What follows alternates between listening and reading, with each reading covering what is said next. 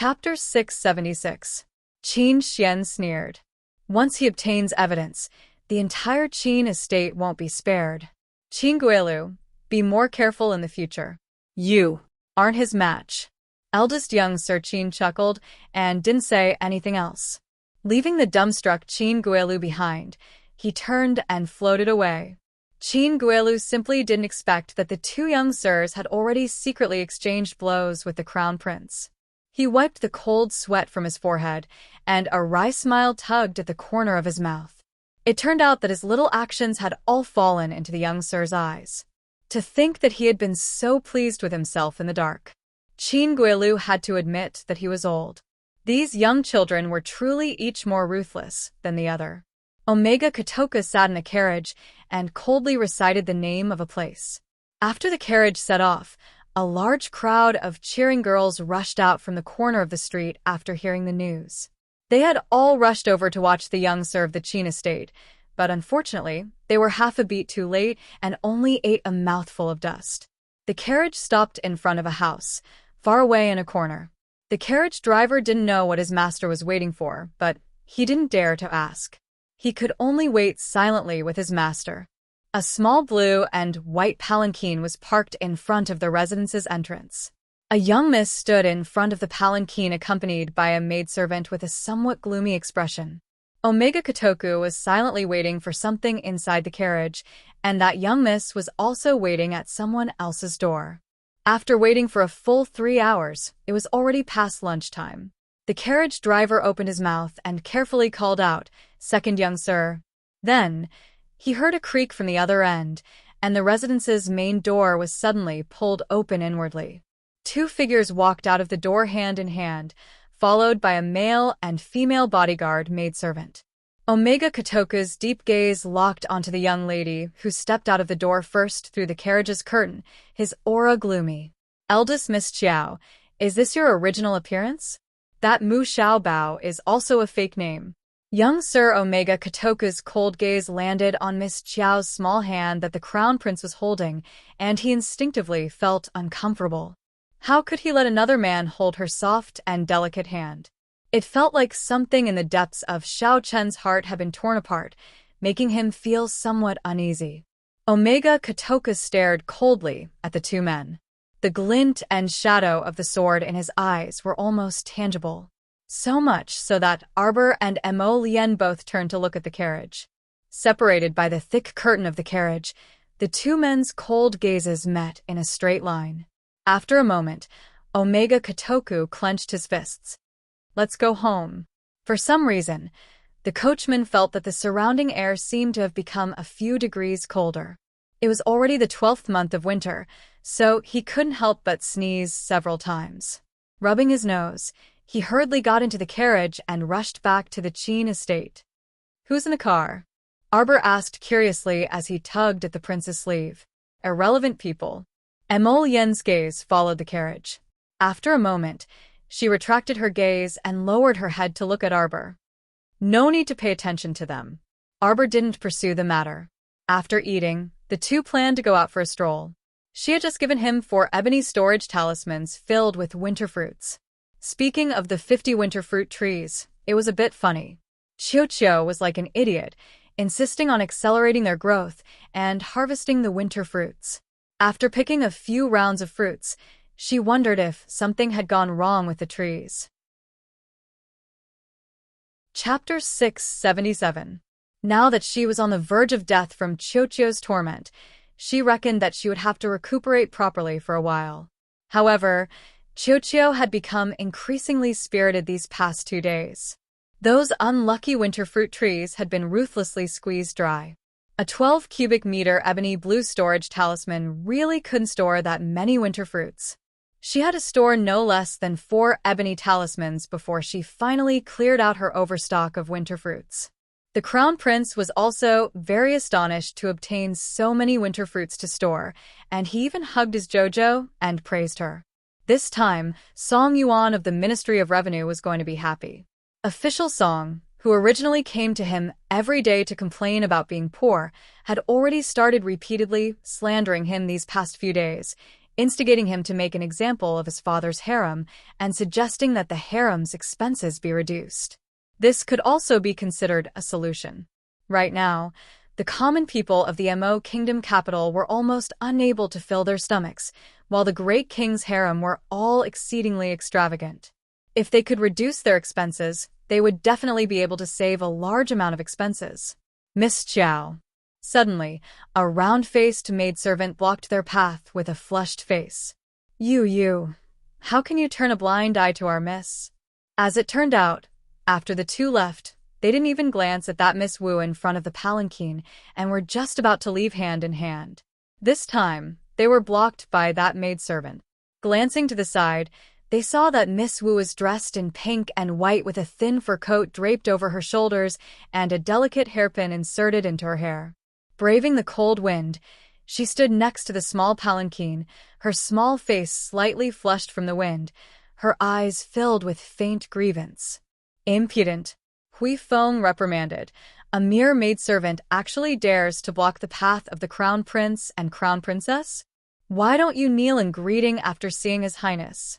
That maidservant quivered in fright and immediately knelt on the ground, her shoulders trembling as she said, "This servant has been impolite. Greetings to the crown prince and crown princess. Seeing that you are loyal to your master, I won't bicker with you. Withdraw," Arbor coldly ordered. That maidservant hastily crawled 2 steps back and obediently knelt on the side, not daring to get up. Wu Xiaosu couldn't help but clench her cold fists tightly under her sleeves. With a stiff expression, Wu Xiaosu stepped forward and bowed to the crown prince. "Xiaosu greets your highness and Miss Xiao." Prince Mo's slender eyebrows involuntarily furrowed as he coldly reprimanded her in a low voice. "Don't you know to call her the crown princess?" Wu Xiaosu's fingers under her sleeves were almost broken. She shrank back and knelt on the ground. She lowered her head and said respectfully, "Xiaosu thinks so." Miss Xiao had yet to be married to His Highness. Such an overstep of her status to address Miss Xiao in such a manner was likely to ruin her reputation. "Xiaosu has been taught by my mother since young, so I don't dare to lose my sense of propriety and ruin Miss' reputation." What a sharp tongue. The crown prince sneered. "Are you accusing this crown prince of lacking propriety? It's Xiaosu who is inarticulate and doesn't know how to speak properly. I've angered your highness. I hope your highness can forgive me."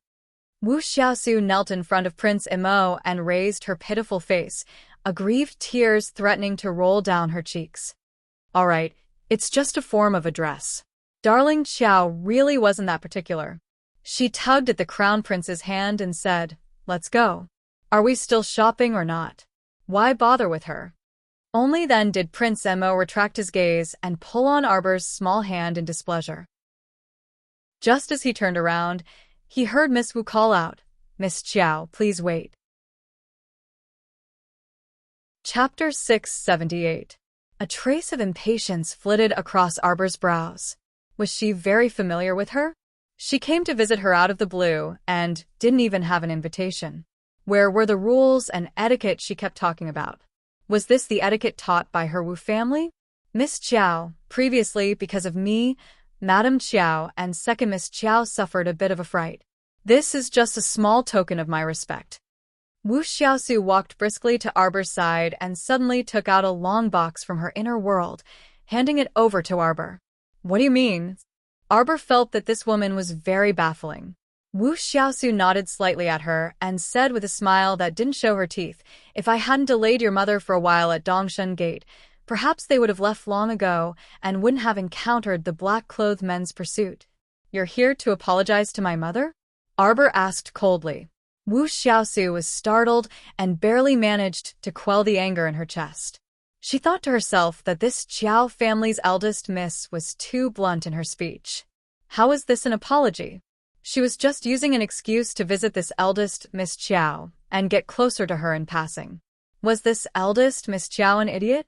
How could she be so ignorant of the ways of the world? She couldn't even discern this kind of polite greeting. Who didn't know? Even if she, Wu Xiaosu, hadn't stopped Madame Qiao outside Dongshan Gate, the mother and daughter pair would still have met with danger, all right? How is this an apology? According to the rules, If she came to other families' young ladies to express goodwill, shouldn't they immediately let her in first? Since you're here to apologize to my mother, why must you insist on standing outside my door and insist on seeing me? You can go find my mother yourself. What a baffling woman.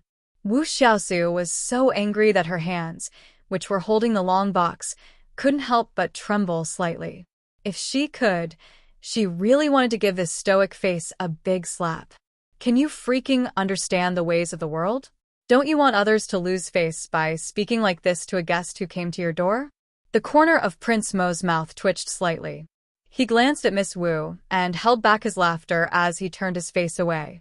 Arbor saw that Wu Xiaosu's lips were trembling and she was frozen in place, without saying a word. He looked at her impatiently and said, "Is there anything else? If there's nothing important, then don't block the way. We still have things to do.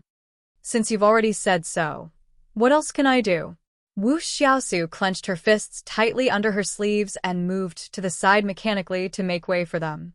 She watched as Arbor and the Crown Prince swaggered off. Her eyes seemed to be burning with fury.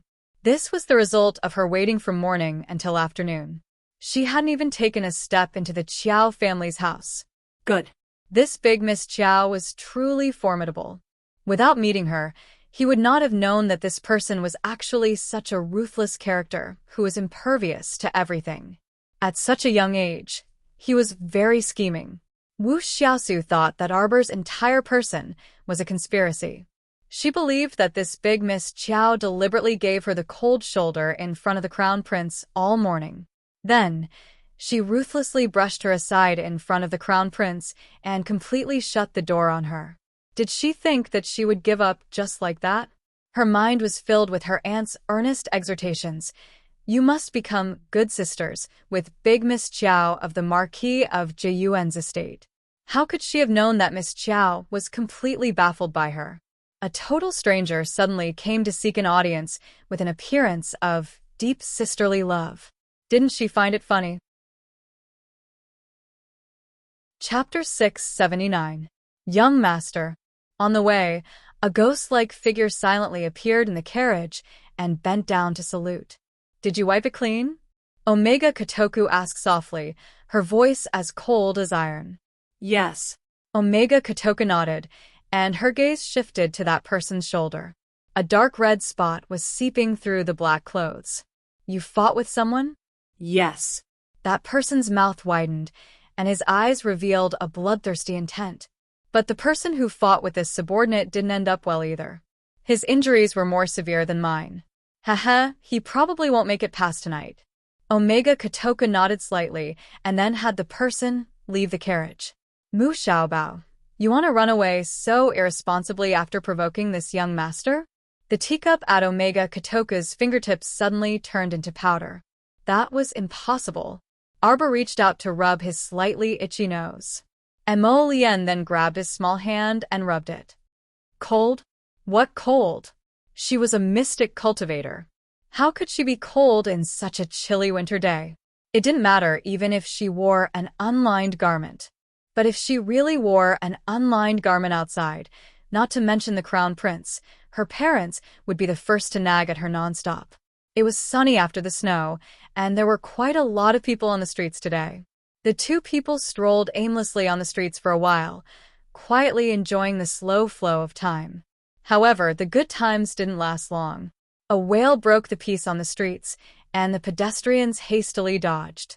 The sound of shouting and whips, accompanied by a woman's cries and screams, quickly caused the streets to be in chaos. The Crown Prince lowered his head and took out a jade communication talisman from his sleeve. When he saw the small characters that appeared on it, his expression darkened. Jojo, I need to return to the pavilion to take a look. I'll send you back first. What's wrong? Ao, you got a bit injured. Arbor suddenly raised a brow. Ao, you got injured? Can I go with you? The Crown Prince was slightly startled. Then he smiled and said, It's even better if you go with me. How could I forget that not only is my Jojo an alchemist, his medical skills are even better. Can you let me know the location of the pavilion? Arbor blinked. What are you talking about? I don't have any secrets in front of you.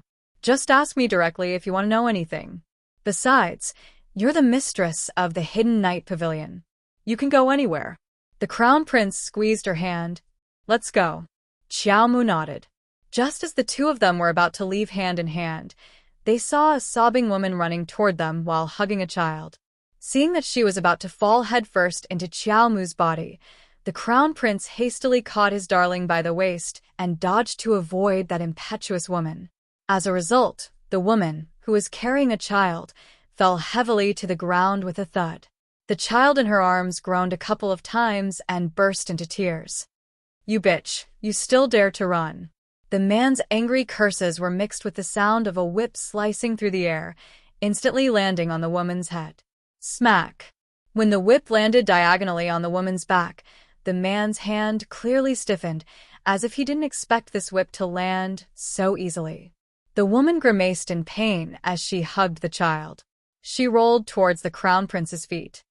This miss, please be kind and help us mother and son. According to the routine, the rich miss would definitely sympathize with a mother and son's misfortune. Who would have expected that the little stoic, the 8th watch ended today? Chapter 680. Beat. Arbor ordered. Huifeng's mouth twitched, and he immediately reflexively slapped the man holding the whip. Pa. With a slap, the unlucky man holding the whip fell to the ground with a thud. Thank you, miss, for saving me. Thank you. This commoner is. The woman holding the baby wept as she knelt in front of the Crown Prince and repeatedly thanked him. Continues. Xiaomu was unable to move her limbs from being hugged by the Crown Prince, so she turned her head to say to Huifeng, hit. Both man and woman. The onlookers, who were originally watching the drama of a beauty saving the weak mother and child, were instantly thrown into disarray. What was going on with this eldest miss? Wasn't she saving someone? Why did she want to beat the injured woman as well? Why was the brain circuit of a rich family's daughter so different from that of a normal person? Arbor patted the Crown Prince's chest and had him put him down. He snatched the whip from the man's hand and threw it to Huifeng. Beat. 50 lashes each. Everyone did. Even if the county magistrate was handling a case, he wouldn't give each person 50 lashes. Where did this monster come from? The Crown Prince couldn't help but facepalm. The scene was a bit tragic for a moment. The woman and man both screamed miserably on the street and rolled on the ground in pain under Huifeng's whips. They crawled and wailed, clutching their heads and trying to flee like rats. Xiaomu didn't even bat an eyelid as she accepted the child that Xiaoyao carried over.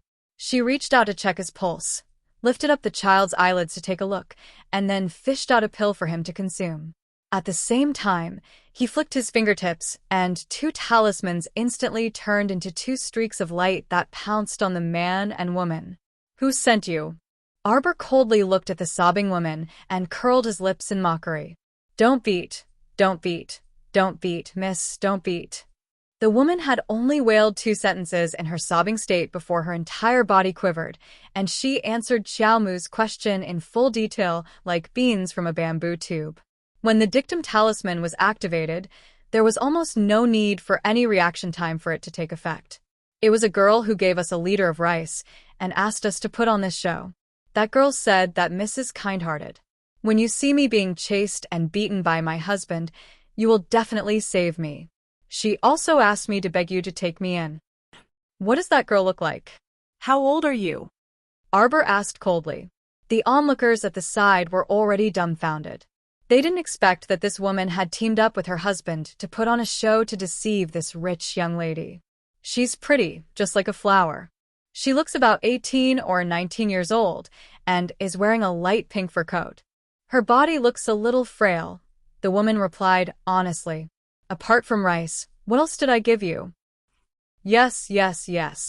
The woman lowered her head and fished out a thumb-sized golden cicada from her waist pouch. She respectfully presented it to Arbor. Arbor swept a glance over and his expression changed slightly. He sneered. What did she tell you? Tell me word by word. Yes.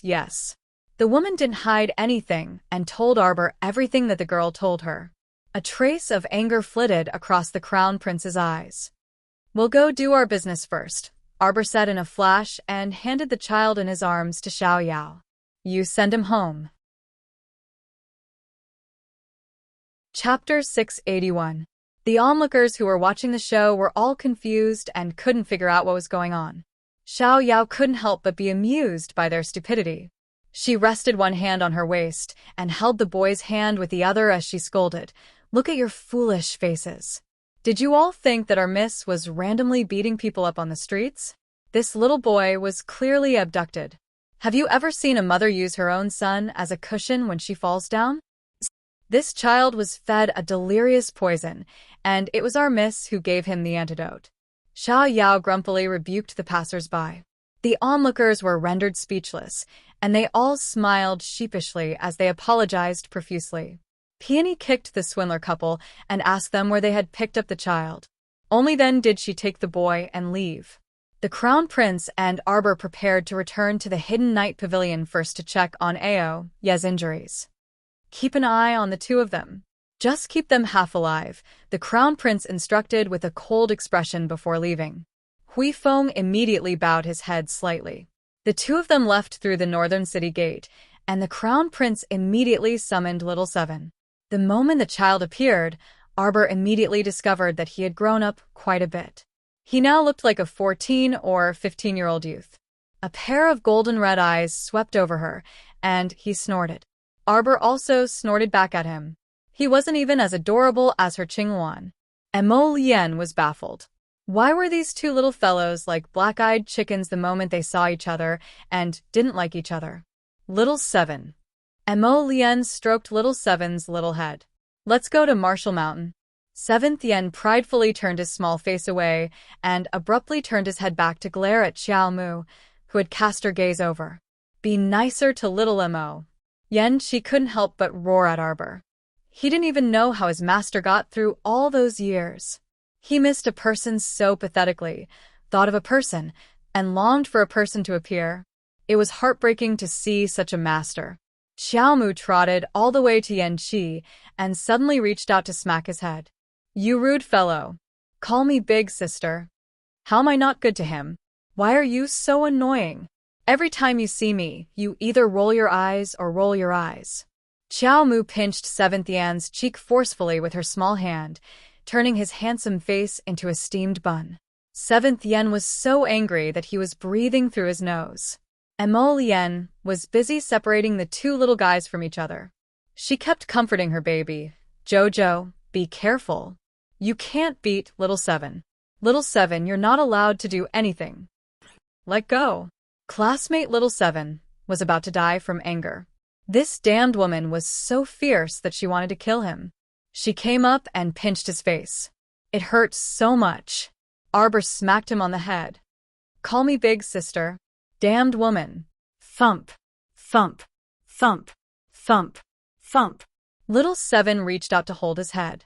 He was so angry that he wanted to immediately transform into his beast form and send her flying into the sky. But when he met Little Mo's warning gaze, he was a little scared. The little dragon was so angry. Big sister, stop hitting me. This damned woman." There were 2 small bumps on his head. "Wouldn't it have been fine if you had called me big sister earlier?" Arbor finally let go of this proud little dragon in satisfaction. Fierce woman. He had 8 lifetimes of bad luck to be her little brother.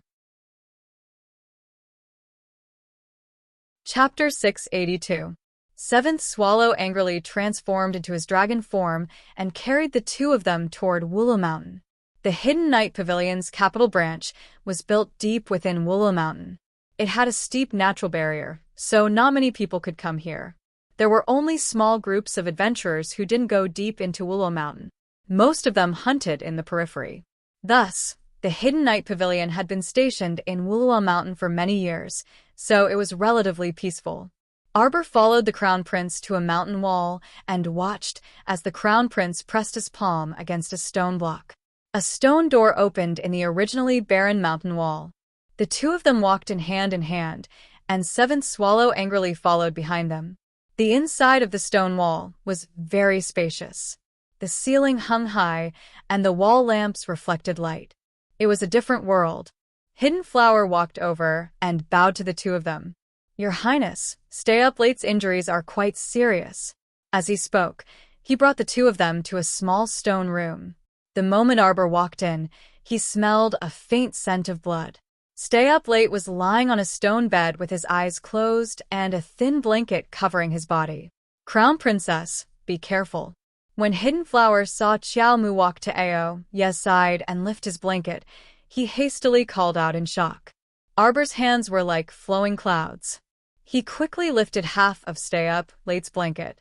A pitch-black withered branch that looked like a ghost claw suddenly shot out of his chest and went straight for Arbor. Xiao Mu harumphed coldly, and a jade-green tree branch abruptly shot out from her sleeve, ruthlessly lashing at those 5 ghost claws upon contact. Every time it struck, the ghost claw would twist a little, and the pitch-black withered branch would emit black smoke. Not long after, it was smashed into pieces by the emerald-green branch, falling to the ground piece by piece. "Qiuqiu, what the hell is this?" Arbor actually didn't know what had come out of Stay Up Late's chest. Thus, he communicated with it telepathically. Qiuqiu said disdainfully, "Master, this is an evil plant called the Ghost Claw Vine. It looks like a ghost claw and attacks very quickly. But, if he meets Qiuqiu, isn't it a piece of cake?" Arbor had long since gotten used to the smelly Qiuqiu style of praising himself every 3 sentences. Prince walked over and looked down at the wound on Stay Up Late's chest. "Jojo, how are you?" "It's okay, I'll give him an injection. The ghost-clawed vine in his body has also been removed. He will recover." Hidden Flower heaved a sigh of relief. The Crown Prince crushed half of the vine on the ground. "I didn't expect that the Qin estate was still hiding a demonic cultivator. I really underestimated them." Arbor took out his needle bag. His hands paused for a moment. "Qin estate? You was injured by someone from the Qin estate?" "That's right." The Crown Prince sneered and said, "This time, we were 1 step behind. The people of the Qin estate were 1 step ahead of us in erasing all traces of their collusion with the Shuntian prefecture. It's really disappointing that we couldn't convict them." Moreover, even Yi was heavily injured by the Qin estate's people. In this confrontation, the Crown Prince had suffered a hidden loss. The Qin estate had only lost an insignificant batch of pills. Speaking of which, he had lost this round. The 2 people from the Qin estate were indeed very smart. They were really 2 difficult bones to chew. Arbor seriously finished giving Yi the injection and fed him 2 healing pills. "Send someone to take good care of him for the next 2 days. He needs to rest for about 7 days." Hidden Flower nodded and sent the 2 people out of the stone room, bidding them farewell respectfully. Chapter 683. Wu Residence, Eldest Master, Eldest Madam. "It's bad. It's bad." The manservant guarding the door frantically ran in and shouted, "The Supreme Court has come to arrest Eldest Mississippi." "What?" The teacup in Master Wu's hand fell to the ground with a clang. He jumped up from his seat and angrily glared. "What nonsense are you spouting? When did Xiaosu commit a crime to trouble the Supreme Court's people to come arrest her?" As he spoke, 2 officers from the Supreme Court had already walked through the door and cupped their hands towards Master Wu. These lowly officers greet Sir Wu. Eldest Master Wu was precisely Princess Anam Wu Hongma's direct elder brother. This person had been ignorant and incompetent since young. If it weren't for relying on his brother-in-law, the vassal king of Anan, and desperately begging for an idle 7th-rank official position, he would probably still be a nobody right now. The Wu family was used to having smooth sailing days. Although the old master's official position wasn't high, with the vassal king of Anan as his brother-in-law, who dared to be disrespectful to the Wu family. This was the first time that the Supreme Court had sent people to challenge them. "Apologies, Sir Wu. These lowly officers are under orders to arrest Eldest Miss Wu. Please cooperate, sir," the 2 officers said with a fake smile. "Impudent." Senior Madam Wu put on airs and angrily rebuked, "Why do you have to arrest her? Our family Xiaosu is a pure and innocent maiden, so how could she follow you to the Supreme Court?" We have an arrest warrant. Someone brought out evidence to say that your family's eldest miss committed attempted swindling. With both the witness and material evidence, eldest miss can't deny it. Will Madam please not wantonly obstruct the Supreme Court from handling the case? Otherwise, you won't be able to explain yourself in front of the great king. Senior Madam Wu was so angry that she fell onto her stool. She looked at the two officers with reddened eyes before hastily turning to eldest Master Wu and calling out, "Master." Master Wu's lips also trembled, but he couldn't speak. Those two officers shook the arrest warrant in their hands and sneered, "If eldest master doesn't hand her over, then this lowly officer can't return to report on our mission. We can only go in and arrest her ourselves." A moment later, the pale-faced Wu Xiaosu was called to the main hall. Without saying a word, a servant came forward and put shackles on her wrists. Old Madam Wu screamed, "What are you doing? What did my daughter do? What right do you have to put her in chains?" "I'm sorry, Madam Wu. Young Miss Wu's attempted swindle was absolutely true. He was definitely going to jail. If you don't believe me, you can follow us to the Supreme Court." The Wu family seal was carved into the corner of the rice bag. The servant impatiently pushed aside Senior Madam Wu, who had pounced forward. "Eldest Miss is a mystic cultivator. In order to prevent her from escaping, I'm sorry, but I could only put on special shackles for mystic cultivators. Take him away." "Mother! Father!" Wu Xiaosu's face was filled with fear and panic as she was dragged out by the two servants without any trace of politeness. Old Madam Wu almost fainted on the ground. She hurriedly grabbed the maidservant's hand and said in a trembling voice, prepare the carriage immediately. Go to the vassal king of Annam's estate." At dusk, the news of Princess Annam and Wu Hongma bringing Senior Madam Wu into the palace to tearfully complain to Her Majesty the Queen, accusing the crown princess of abusing her power to bully others, had spread like wildfire in the palace. When the queen sent someone to the Qiao estate to invite the little girl had just returned to the estate for less than a quarter of an hour. When she heard the news, she didn't even lift her eyelids and only coldly instructed Xiao Yao, "Go call the steward over." Chapter 684. After Chang Zai hurried over, he greeted eldest miss with trepidation. Although this eldest miss was young, her aura was very frightening. Every time Chang Zai was in front of eldest miss, he didn't even dare to breathe loudly. In half a cup of tea's time, gather all the servants and maids in the entire estate. Arbor coldly said, "Bring me all the indenture contracts. Also, call the people from the broker house over." Chang Zai's heart thumped. How could he dare to hesitate? He quickly went to inform all the servants and sent someone to the broker house to invite people over. In the quiet courtyard, Arbor had someone bring a chair to sit in front of her. In front of her was a small table with a list of personnel. Chunying and Xiayun were the first to arrive. They ran all the way over, their foreheads covered in sweat. When they saw eldest miss sitting there and flipping through the list of personnel, they didn't dare to speak and just stood there obediently.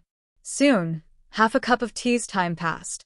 Aside from Chunying and Xiayun, there was only the gardener Old Bai, the sweeping nanny Sun Yang, two maids from the outer courtyard, and two servants. The 8 people lined up in 2 rows and looked at each other in dismay. Arbor didn't say anything and ordered Xiao Yao to light an incense stick on the table.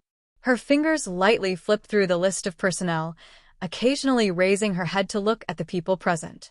When the 2 incense sticks burned out, the last 2 servants who arrived late yawned and rushed over. Seeing many people standing in the courtyard, the 2 servants hurriedly squeezed behind the crowd. Compared to the other estates, the Qiao estate didn't have many servants. However, they also didn't have many masters. The eldest branch had a family of 5, while the second branch only had 2 people, so there were only 7 masters in total. Moreover, Qiao Mu wasn't home all year round. Speaking of which, 15 to 16 servants were enough to serve 6 masters. Father Qiao, Mother Qiao, and second Uncle Qiao were easy to talk to. Usually, there wasn't much work at home. Just look at how undisciplined these people were. Arbor sneered. He had Chunying and the other 8 people stand to the side and coldly looked at the remaining 7 or 8 servants. "Steward Chong, you didn't inform them to come see me in half a cup of tea's time?" Arbor coldly asked. "Understood," Chong Zai said in a trembling voice. "You dared to do this even after being notified. That means you don't have any respect for your master." Arbor sneered again. 10 strokes each. "We'll talk after that." Those 7 to 8 boy servants and maids immediately panicked, but several black-clothed youths abruptly jumped out from behind Xiao Mu to suppress them, and they brandished their cudgels, without any room for protest. Among them, there was a boy servant that Xiao Mu recognized. He was precisely her younger brother Qiao Sen's lackey, who was making the most noise and yelling the most viciously. After each of them hit 10 times without missing a beat, the black-clothed youths retreated behind Arbor in a well-trained manner. Arbor coldly glanced at the crowd. "If you still dare to howl, I'll hit you 20 more times." In an instant, there was complete silence in the front courtyard. "I've summoned all of you here today because I want all of you to honestly answer a question of mine." Arbor's eyes were unusually cold as he swept his gaze across the row of servants standing in front of him. "A few days ago, someone sold information about my court to the eldest miss of the Wu family. They said that I was unreasonable, crafty, and cold by nature. They said that I didn't like people to serve me at close quarters. They even dismissed the people of Nanju Garden." As soon as Arbor finished speaking, the last 2 young servant girls who had blended into the crowd lowered their heads. They couldn't help but tremble all over. Chapter 685. I'll give you a chance to live. Whoever stands out now and confesses honestly, I'll let her go." Arbor said coldly, "Don't wait until I drag you out. At that time, even the Heavenly Emperor won't be able to save you." The last angry shout spread throughout the courtyard. Everyone felt their chests tighten and couldn't help but tremble. This group of servants usually had nothing to do. They ate her Qiao Estate's things and used her Qiao Estate's things, but in the end, they still betrayed her. She told Wu Xiaosu that there were no more servants in her Nanju garden. Wu Xiaosu was sure that she would meddle in other people's business and save that woman. She made that woman beg her in front of everyone and told her to definitely accept that shrew for the sake of her face. TSK, what a fantasy. She wanted to trick her? She would let them, these repulsive people, taste their own bitter fruits first. "You won't speak?" 7 to 8 dictum talismans floated in front of her. Arbor shouted coldly, "I'll tell you, wait until I personally find out who betrayed me. Then you will have no way to live. Eldest Miss, please spare us. Eldest Miss, please spare us." The 2 servant girls who were hiding at the back of the crowd finally couldn't withstand the pressure and scrambled forward. They cried and kowtowed repeatedly. Chong Zai, who was at the side, broke out in a cold sweat. His legs were like noodles, and his legs were trembling. These 2 audacious little girls really dared to provoke the lion in the sky. Arbor's eyes shot out a cold and sharp light. She hated betrayal the most in her life. Although these 2 servant girls' betrayal didn't cause her any real loss, this didn't mean that she would easily forgive them. She didn't fall into their trap because she was meticulous and saw through people. It could also be said that she had suffered in her previous life and accumulated experience. It wasn't because they were merciful. Originally, there was no grudge between them. However, for a small profit, Xiao Chun threw away his bottom line as a person. "Don't talk so much in the future.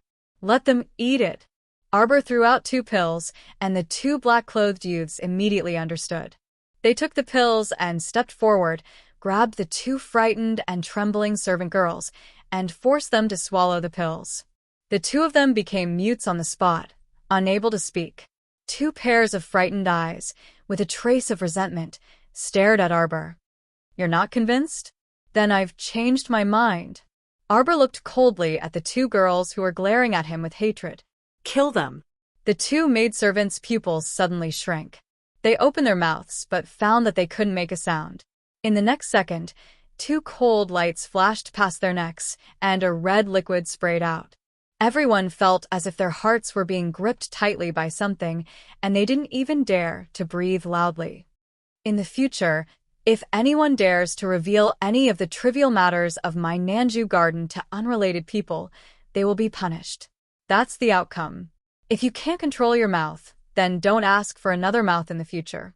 Chunning knelt on the ground with a plop and said with fear and trepidation, "Eldest Mississippi.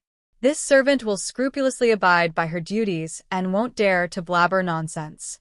Arbor shook his head, looked at her, and said, "From now on, I'll give you the right to manage the household. Xiayun, you'll replace Chunning and serve my mother. The 8 of you, starting from this month, your monthly allowance will be doubled." Arbor's words stunned the 8 maidservants who had arrived first. As for the rest of you, Arbor looked coldly at the servants who had arrived late. "Putting on airs to the heavens, putting on airs even more than your masters. My Qiao estate can't afford to support you. Sell them all." Chapter 686. When the servants heard this, they felt as if the sky was about to collapse. They had been eating and living well in the Qiao estate for the past 2 years, and they were used to living a good life.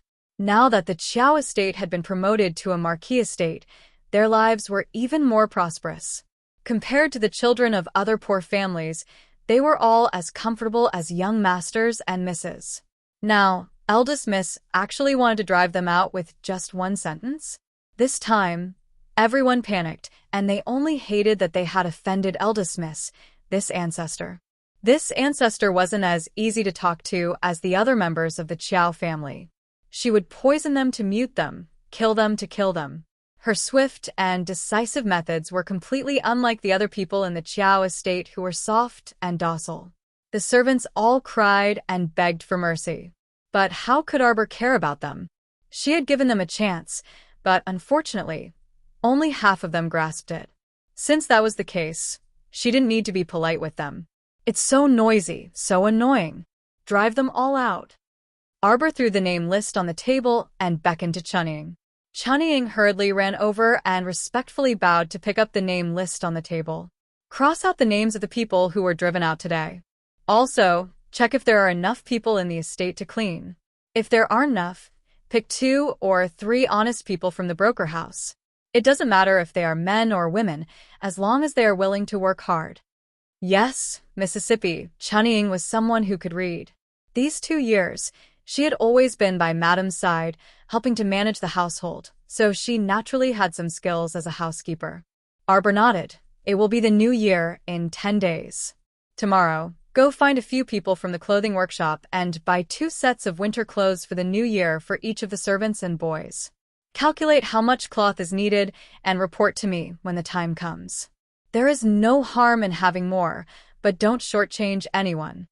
Chunning's mouth was slightly agape. Even the servants and manservants beside her were looking at their little mistress in a daze. Their master, who was still furious just now, was now softly talking about giving them more clothes for their monthly allowance so that they could happily celebrate the new year. "Yes, Mississippi," Chunning curtsied, her face beaming with joy as she agreed. Xiao Yao pursed her lips and smiled. Actually, her young miss was the easiest to get along with. As long as everyone did their jobs well and didn't cause trouble, her young miss wouldn't care what they did for the rest of their time. Standing to the side, Chongzai, whose legs were still trembling, suddenly knelt down with a thud and weakly called out, "Eldest Mississippi." At this time, Arbor's anger had already dissipated by half. When he turned to look at Chongzai, his expression was a little better. "You didn't manage your family well, and there were many incidents in your family. Do you know your crime?" "Eldest young miss, this old servant knows his wrongs. I beg eldest young miss not to chase this old servant out." Chongzai trembled as he spoke. The gardener, Old Bai, who was on good terms with Chongzai, also fell to his knees. He kowtowed and stammered, "Young miss, I can't double the monthly allowance. I beg young miss, don't kick big brother Chong out." They were all ordinary people, and Chongzai was already over 50 years old. If he was kicked out, he definitely wouldn't be able to find work. When the time came, there really wouldn't be any way to make a living. Su Nyang and the 2 of them were the first to enter the residence, so their friendship was naturally different. When she heard this, She also quickly knelt down and pleaded with Arbor. Xiaomu looked at them expressionlessly, causing the trio's hearts to beat like a drum, feeling very uneasy. Chapter 687. Chang Zai was deeply afraid of implicating the two old fellows and hurriedly cried, "Eldest Miss, please don't be angry at Old Bai and Sun Yang. This matter has nothing to do with them. I'll just leave." After saying this, he turned to leave with a hunched back. Arbor coldly called out, "Stop right there." Chang Zai's steps froze.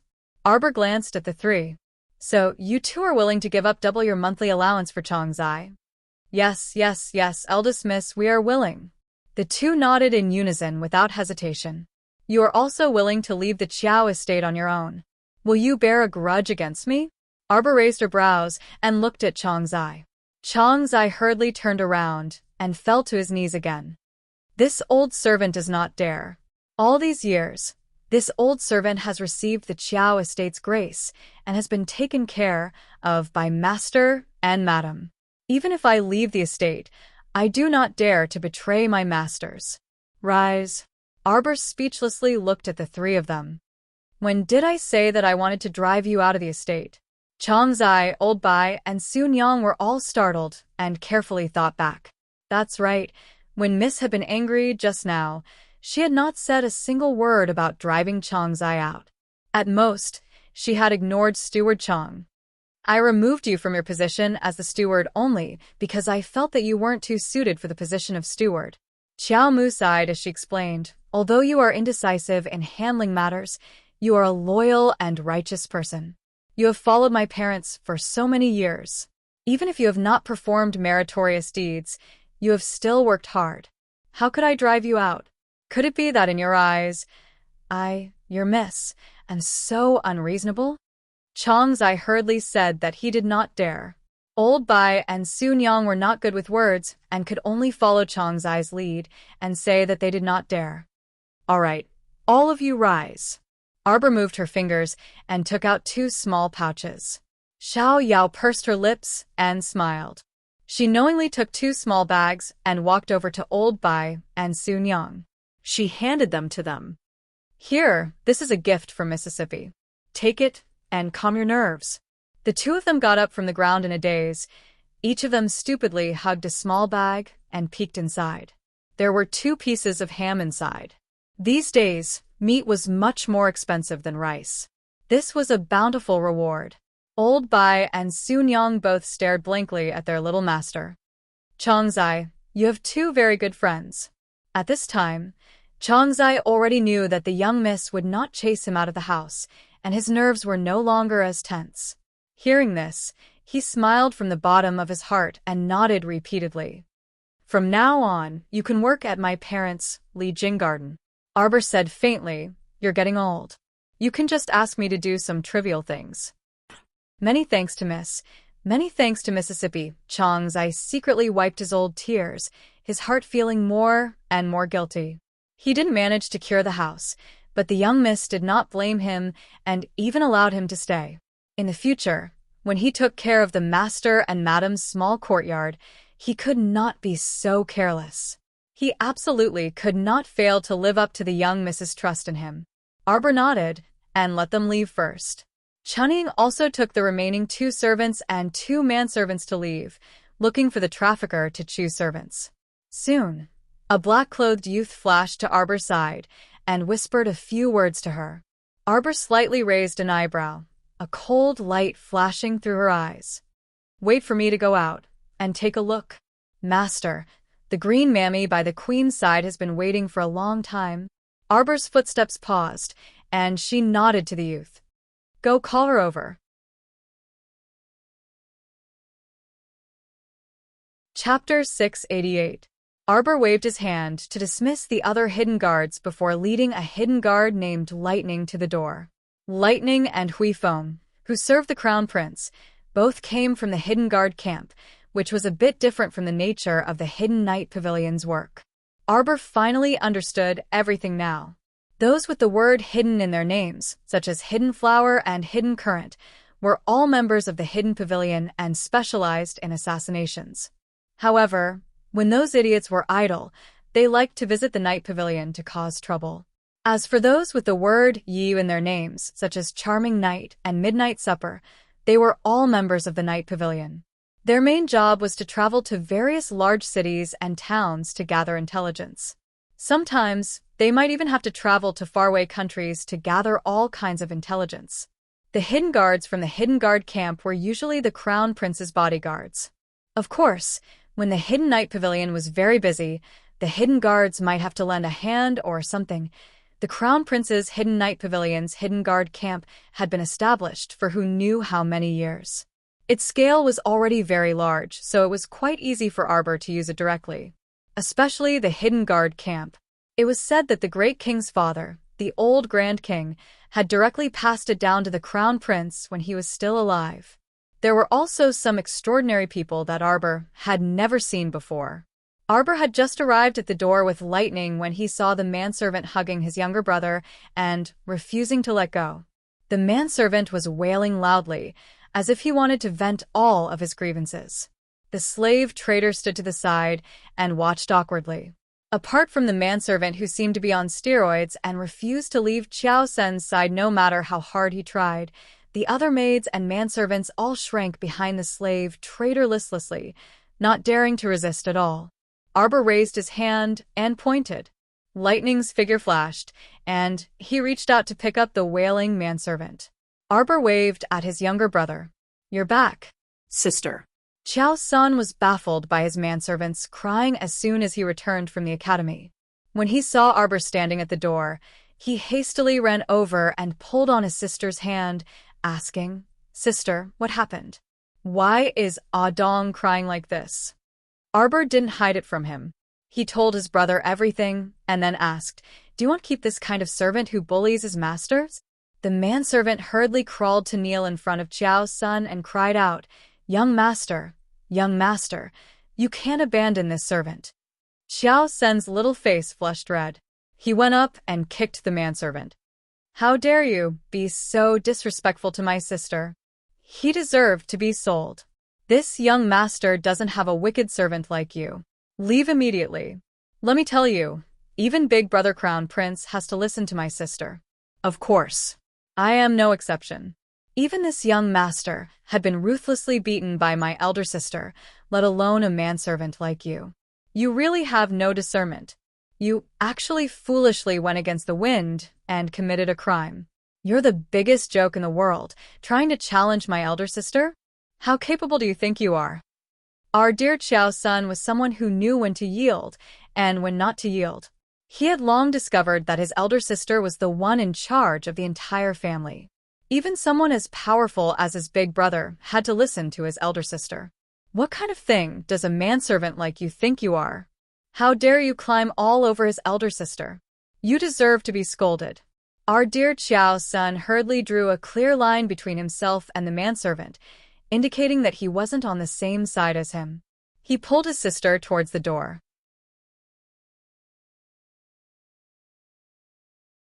Chapter 689.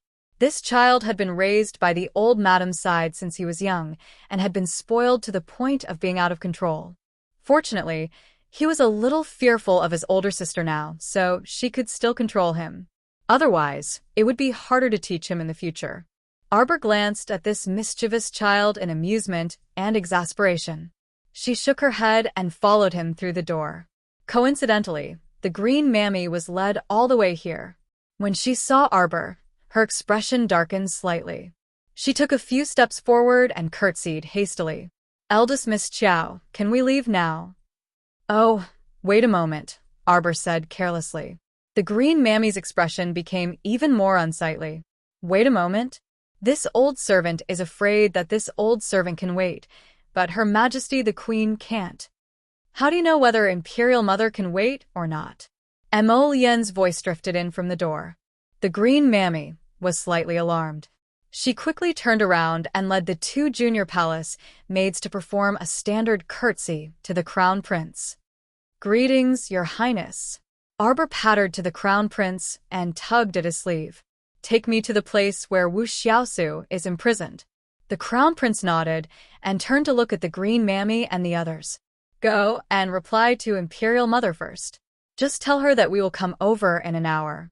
The green mammy's eyes narrowed slightly, and she hastily said, Your Highness, but... The crown prince's cold gaze shot over and landed on the green mammy. You don't understand? The green mammy was so frightened that cold sweat dripped down. She hastily knelt on the ground with a thud and pressed her head firmly as she repeatedly said, Yes, yes, this old servant understands. The crown prince held Arbor's small hand and walked out. Before they left, Arbor glanced at the kneeling green mammy, who was secretly peeking at her from the corner of her eye. Her lips curled in a cold smile. Wuxia had been imprisoned in the Supreme Court's prison for nearly 4 hours. The two people's carriage went straight to that place. When they arrived at the Supreme Court, the Shaoqing had already received the news and came out to welcome them. He led the two people to the prison. The cell door opened, and a long flight of stairs appeared under everyone's feet. Arbor glanced at the crown prince and tugged at his sleeve. The crown prince looked at her in amusement and whispered, You're going down alone?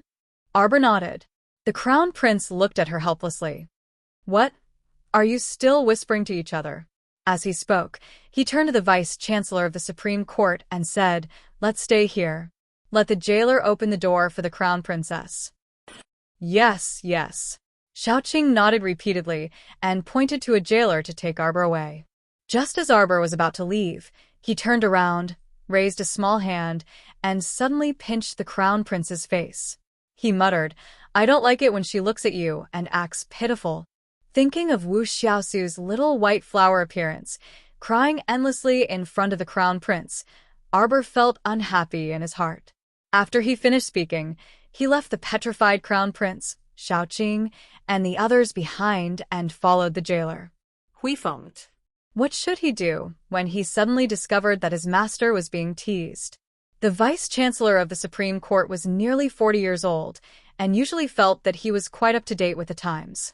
At this moment, he snapped out of his petrification and snuck a glance at the crown prince. When he saw the latter's smile and joyful expression, he instantly felt that his mentality had been through a lot. Young people nowadays really knew how to flirt with their partners. Cough, Your Highness, how about we go up first? This humble subject will order someone to serve tea. He didn't know how long the crown princess was going to chat with Miss Wu, but he couldn't let the crown prince keep standing at the top of the stairs.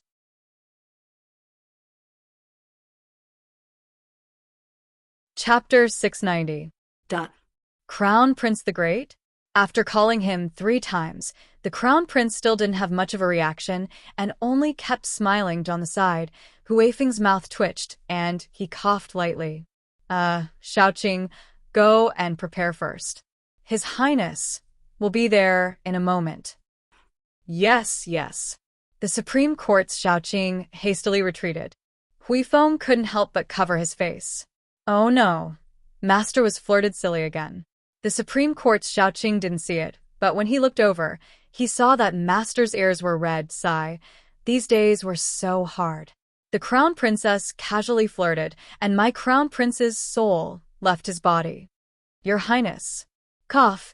Don't stand at the top of the stairs and smile foolishly. Shaoqing invites you over for tea. Huifeng helplessly poked the crown prince. Mo Lian returned to her senses and blinked her phoenix eyes. Where's Jojo? Huifeng almost missed a step and rolled down the stairs. The crown princess, who ran off after flirting, had no idea that she had flirted a man silly with 1 sentence. Under the jailer's lead, they arrived at the door of an independent prison cell. This type of prison cell used to imprison mystic cultivators was of a higher level, and there was an additional confinement talisman matrix on the cell door.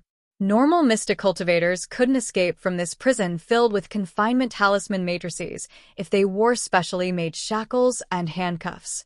However, it was said that ding-ting-ding escaping from prison was a common occurrence. Even if you had 17 or 18 talisman matrices, escaping from prison was a matter of minutes for him.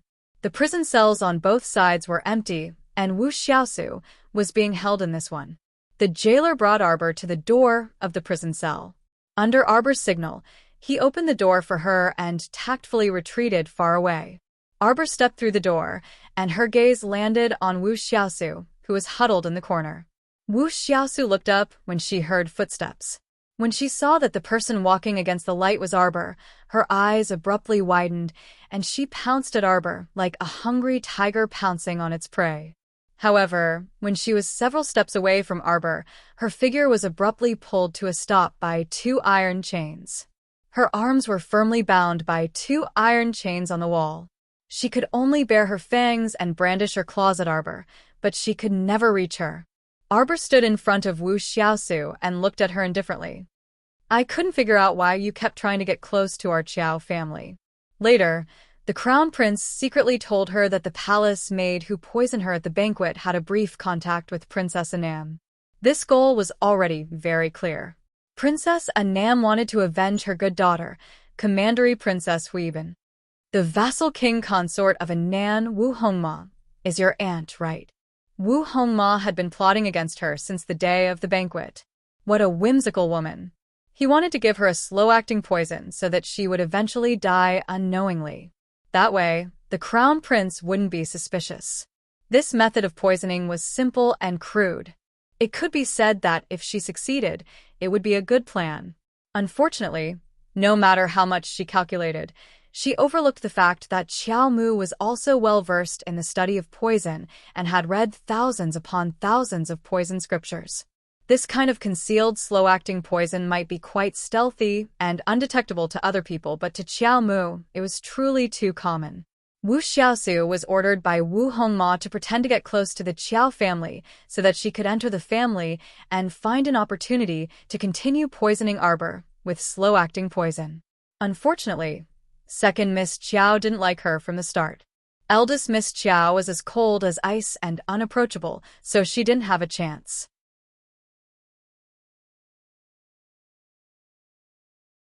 Chapter 691. As a result, she found someone to put on a show to trick Arbor. If the trick succeeded, Arbor would take pity on that shrew and bring her back. Naturally, she would have a chance to hibernate by Arbor's side and slowly continue to spread the poison. However, it was a pity that this Wu Xiaosu was young and impatient in the end. She was too impatient to handle matters properly, so Qiao Mu easily saw through her. Arbor flipped his hand, and a small golden cicada appeared in front of Wu Xiaosu's eyes. When she saw the golden cicada, panic flitted across her eyes. Her entire body shook as she howled. Arbor, what are you doing? I want to see Her Majesty the Queen. I want to see the Empress Dowager. I've been wrongly accused. Your so-called witnesses and evidence are just rumors and rumors. I didn't engrave the Wu family's seal on the inside of the rice bag. This was a blatant attempt to frame him. Arbor slightly curled his lips and didn't answer. Instead, he moved his finger and a body immobilization talisman floated out. You. Wu Xiaosu's entire body was cold. She opened her mouth in shock, but suddenly felt that her entire body couldn't move. With a slight flick of Arbor's finger, that small golden cicada flew into Wu Xiaosu's mouth and slid down her throat. Wu Xiaosu's eyes were filled with horror. If her entire body wasn't frozen, she would have already collapsed to the ground, trembling. Arbor's lips curled into a cold smile.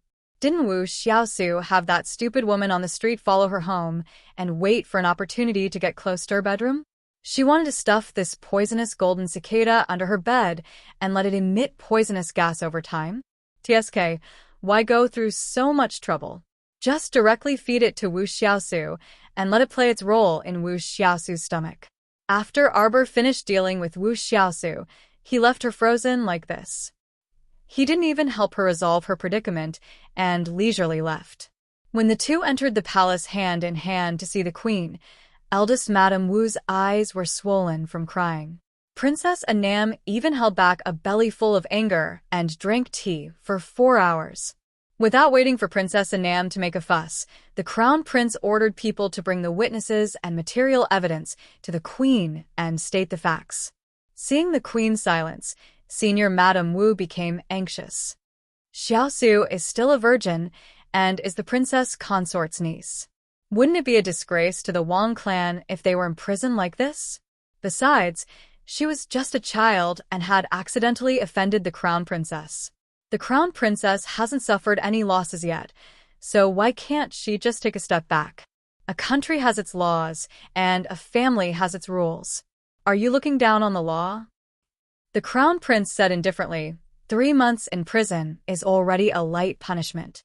Could it be that eldest madam Wu wants her daughter to be beheaded for the crime of disrespect? I hope that after Miss Wu is released from prison this time, the Wu family will properly control her words and actions. Don't make any more mistakes, otherwise, we won't let her off easily. The next day, the queen still wanted to persuade her son to let Miss Wu go. After all, girls were prideful. Wouldn't it make people laugh to death if she came out of prison after 3 months? In the end, she received news that her son had left the capital early in the morning with his wife for Bailon. It was already the new year, yet they were still going out. Queen Zhao was so angry that she cursed her for raising a fake son. At this time, the young couple was already in the suburbs and had ridden on the same horse for some distance. From afar, they saw a small team of 7 to 8 people running toward the city gate in a fluster. Behind them was a large group of zombies that were running crookedly. There were at least 30 to 40 zombies. Although their running speed wasn't slow, they were all missing arms and legs, and their postures were twisted.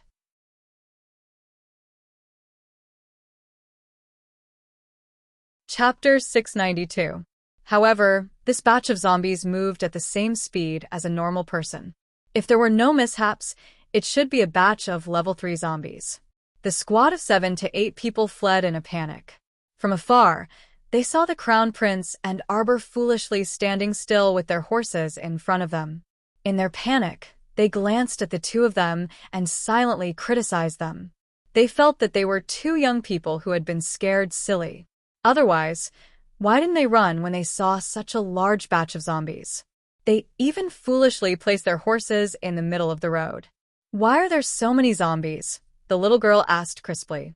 Arbor really hadn't seen so many zombies moving together in a long time. In the area around Guanlon City, there were basically mystic cultivator squads going out on missions every day to purge the nearby zombies. It was already good enough to occasionally see 1 or 2 zombies on the road, so it was truly surprising to see such a small batch of zombies. These people's luck was really good. Seeing the 7 to 8 people running closer and closer, Arbor stared at the tall, plump, middle-aged uncle in the lead with a slightly strange gaze. "Captain!" A fierce scream came from behind him. The tall fatty turned around and saw a tall zombie missing an arm already close to the back of his head. 2 protruding fangs appeared in its huge mouth, looking especially cold and eerie. "Fuck." Without any explanation, the tall fatty raised the fire tongs in his hand and firmly smacked the pouncing zombie's face. The zombie's eyeball immediately flew out of its left eye socket. "Hurry and run, little girl." A chubby auntie beside the tall fatty was also doing her best to run. The moment she opened her mouth, she spat at Arbor and Mo Lien, gesturing for them to quickly turn around and run into the city. Although the chubby auntie was wide and fat, she was very agile and abnormally fast. She was a speed-type superpower user. Seeing them running over in a hurry, Arbor's beautiful eyes scanned the faces of the 8 people in the squad.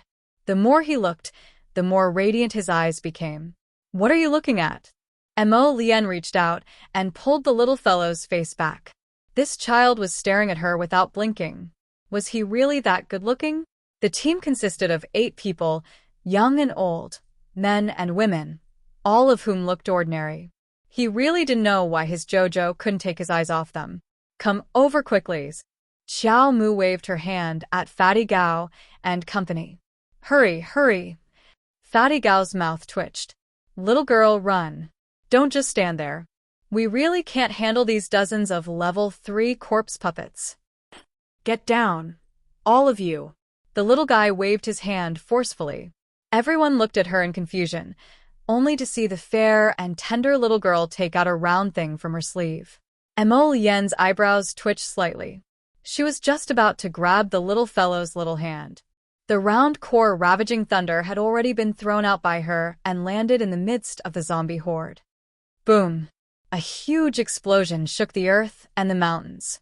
The 8 people in the squad rolled on the ground with stupefied expressions. They hugged their heads and lay on the ground, looking up at the little girl who was leaving. Huge Bear Squad, wait for me to come back. See you. The little girl hugged the youth's waist and turned to wave at the group of people lying on the ground. Who dares to be so impudent at Guanlan City's North Gate? Several angry rebukes were mixed with several fierce figures flying out of the city gate.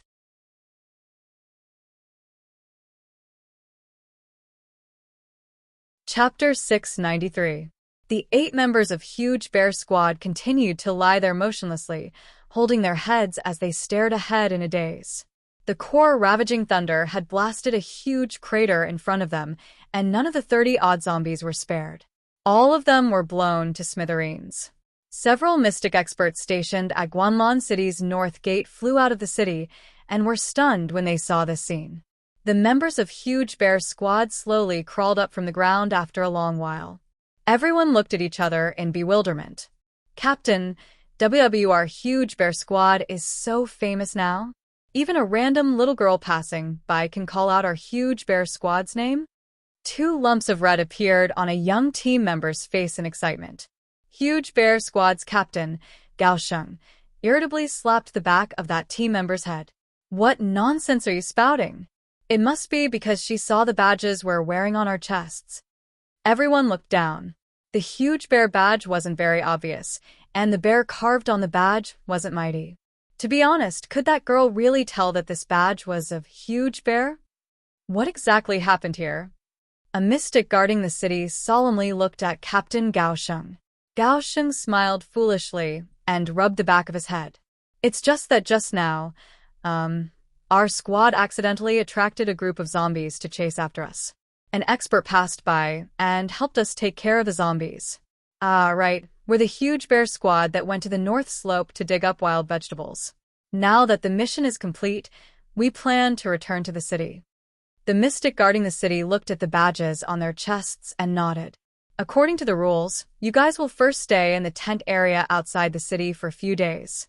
You can only enter the city when it's about time. Okay. Everyone understood the rules, so Gao Sheng nodded without objection. Only then did he lead his teammates to the tent area at the North City Gate. Besides, after the little fellow did something bad, Mo Lian knew that this action would definitely alarm the city guards, so she quickly rode away with this little ancestor. Arbor was in a great mood and was snickering like a little mouse the entire way. Mo Lian helplessly stroked the little fellow's head. With such a loud explosion, the nearby zombies have all been drawn over. Arbor turned his little head to look at him. Action teams have missions to do, so they can eat. Moreover, there were probably less than 100 undead puppets within 100 miles of Guanlan City. The ones that needed to be cleaned up had all been cleaned up by the operation teams. Mo Lian couldn't help but laugh. Do you want little Seven to take us there? No need. Didn't you say that it would take less than a day to ride a horse to Bailon City? Yes, at this speed. We'll be there in the evening. Then let's take a look along the way. The little fellow took out a packet of osmanthus candy from her pocket and put one in Mo Lian's mouth. Prince Mo couldn't tell what the candy tasted like, but the little girl's soft and greasy little finger brushed against his lips. It felt soft and was incredibly sweet. On the other side, at the Marquis of Jiyuan's estate, a quick-witted boy servant quickly walked into the hall and saluted the Lord and Madam at the head of the table. Lord and Madam, there are guests outside who claim to be members of your family. Qiao Zhongbang, who had just finished eating and was looking at his son's recent homework, paused while holding a book. Wei Ziqin also looked up and couldn't help but frown.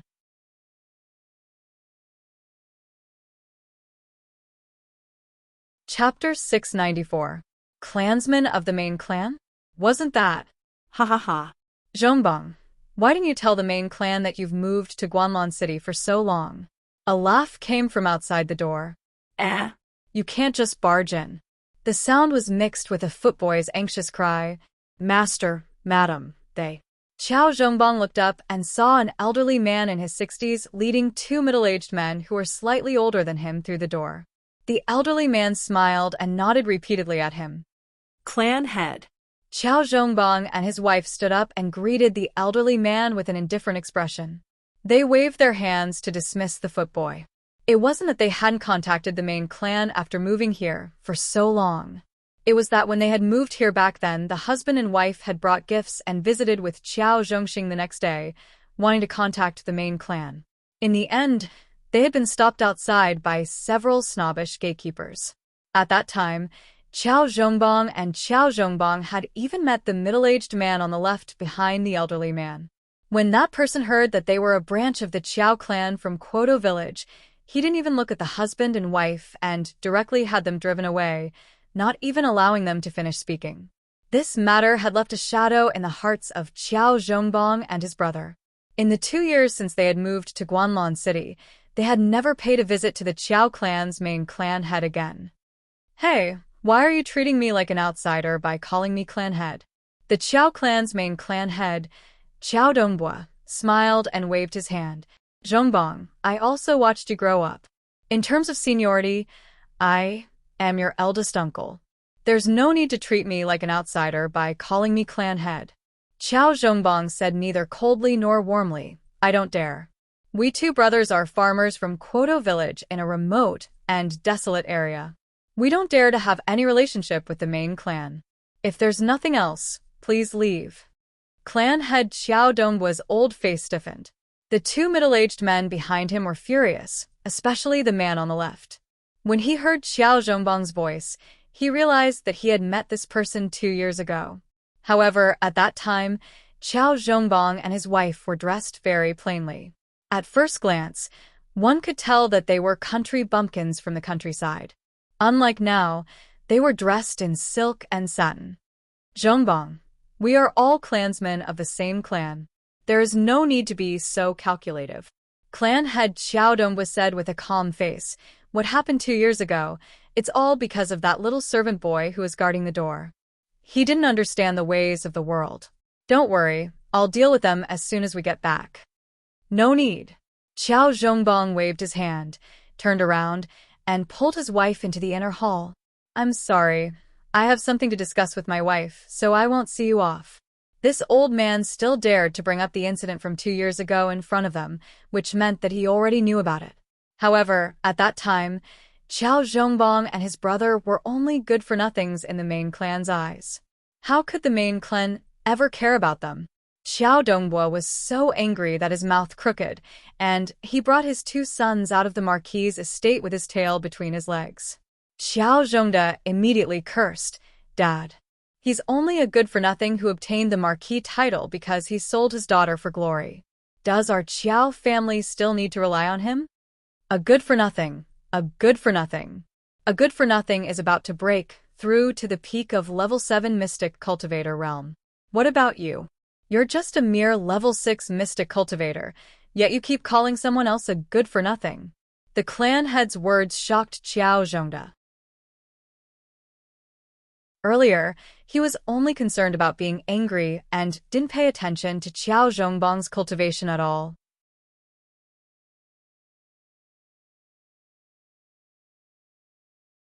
Chapter 695. What do you know?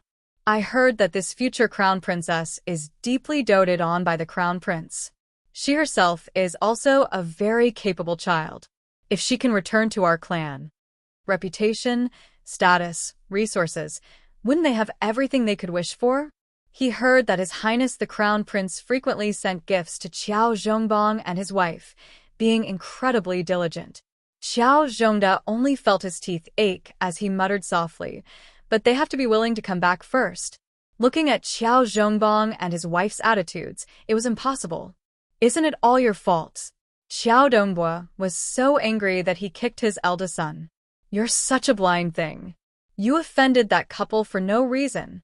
I'm telling you, you have to think of a way for me. No matter how you beg, you have to invite that couple back to the main family. I want to see that child arbor's figure in the Qiao family competition after the Lantern Festival." A strange glint flashed through Qiao Dongbua's eyes. This crown prince's section break, clatter, clatter, clatter. The little white horse galloped happily, galloping up the slope with the young couple on its back. When it was close to noon, the young couple had already galloped the entire way.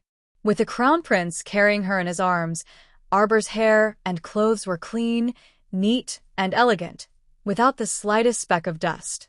Moreover, she was jolting on the horse, already wanting to sleep. Not long after descending the slope, the two people stopped at the entrance of a small village. There should already be no one in this village. After all, the people nearby had either moved to Balon fortifications or definitely moved to the nearby Mo kingdom capital. Who would stay in such a withered, small, and dilapidated village? Moreover, there were hidden dangers in terms of safety. Who could guarantee that zombies wouldn't suddenly break through the window in the middle of the night? Pass through this village? Emolienne lowered her head to look at the sleepy little fellow who was nodding incessantly, and she couldn't help but find it funny. Arbor reluctantly glanced at this village. From here, the village was very dilapidated, with broken walls and dilapidated walls, and there weren't many intact houses inside. Isn't it closer if we go from here? It should be. Emolienne nodded, but this village looks a little spooky. Don't be afraid. How am I scared? Arbor snorted and looked down at the little white snake that poked its little head out of his waist pocket. She had mentally prepared herself for half a day before she finally made up her mind to bring the little white snake along. There was no other reason. She had to work hard to get rid of the psychological shadow of the past. She couldn't just run away in fear when someone threw out a Xian beast snake when she was fighting with someone in the future. This was too fucking cowardly. He had to overcome it. In addition, the little white snake kept looking at her with a pitiful gaze that said, "Please don't give up." Xiaomu felt a little helpless. Along the way, the little white snake was very obedient. It curled up in her waist pocket and poked its little head out to look at the scenery. It didn't make a single sound. Arbor subconsciously reached out and stroked the little snake's round head. The little white snake immediately rubbed its head against her small hand excitedly. At this time, Prince Mo had already urged his horse into the village. As soon as the two entered the village, they thoroughly sensed the desolation of this place. Let alone people, it was impossible to even have a single bird in this kind of place. To put it bluntly, even a mouse would probably starve to death if it took root here. Arbor's large eyes darted back and forth, blinking nimbly. Suddenly, she heard a faint sound.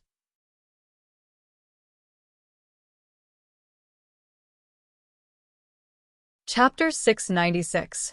The two of them turned their heads and instantly saw a bony claw reaching out from the crack in the wall. The claw was black and thin, covered in blue veins, and looked especially frightening. If a normal person saw it, they would fall off their horse in fright. But the young couple only looked at each other, then continued to watch the hand slowly reach out from the crack in the wall. Then came half a head covered in dust and dirt, and half a body so thin that it was all skin and bones. A pitiful man with a somewhat deformed head and a body as thin as a bean sprout crawled out from the corner of the earth. When his gaze met the young couple's, he was clearly stunned, and his entire body froze on the spot. There was actually someone here? Arbor carefully looked at the person, and after examining him, he confirmed that this was a person and not a corpse puppet. Although he looked a little deformed, he was most likely skinny from hunger. His eyes were strong, and his limbs were agile, so he was clearly not a corpse puppet. Emolienne reached out and grabbed, and the man who was so thin that he was almost out of shape was brought up in front of him. Who are you? Why are you hiding there so sneakily? That person called out ba twice, and his face revealed a slightly frightened expression. He repeatedly kowtowed to the two of them and begged for mercy. He was actually a mute hiding in this shabby village and still being able to live for so long. It was really unknown how he spent his days to become so thin. Emolienne flipped off his horse and walked over to the crack in the wall that the mute had crawled out from to look. There seemed to be a cellar down there, and the mute probably slept in that cellar every day.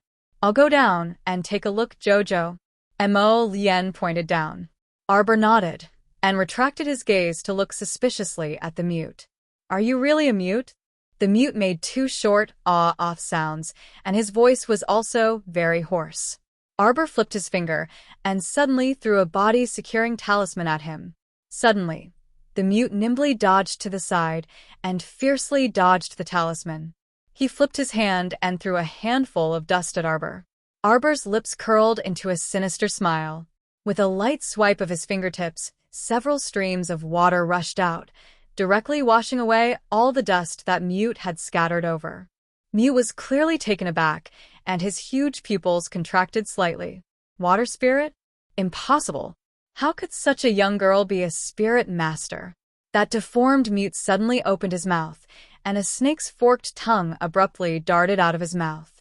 It wriggled and darted straight for Qiao Mu's small face. Arbor didn't expect the Mute in front of him to do such a disgusting thing. The snake's tongue was thick and fat, red with a tinge of black. It suddenly swept towards her face. In the blink of an eye, Arbor's finger trembled slightly, and his mystic energy seeped into the defensive ring on his fingertip, opening the eggshell in an instant. Thud! The snake's forked tongue hit the defensive barrier and made a soft sound. The serpent man retracted his tongue in pain, turned around and ran away. Arbor let out a sigh of relief, only feeling that she had been disgusted. A white light flashed, and the little snake suddenly jumped out of Arbor's waist pocket. It passed through the defensive barrier without any hindrance, and directly bit the back of Mute's neck. Ah, ah, ah. Mute let out a low, hoarse cry, and suddenly threw himself onto the ground. He slithered forward like a snake, struggling in his death throes. The little white snake's bite was very fierce, and in a flash, black smoke came out of Mute's body.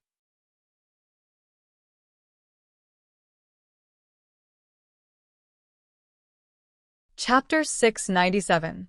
Mute's body was like a sieve.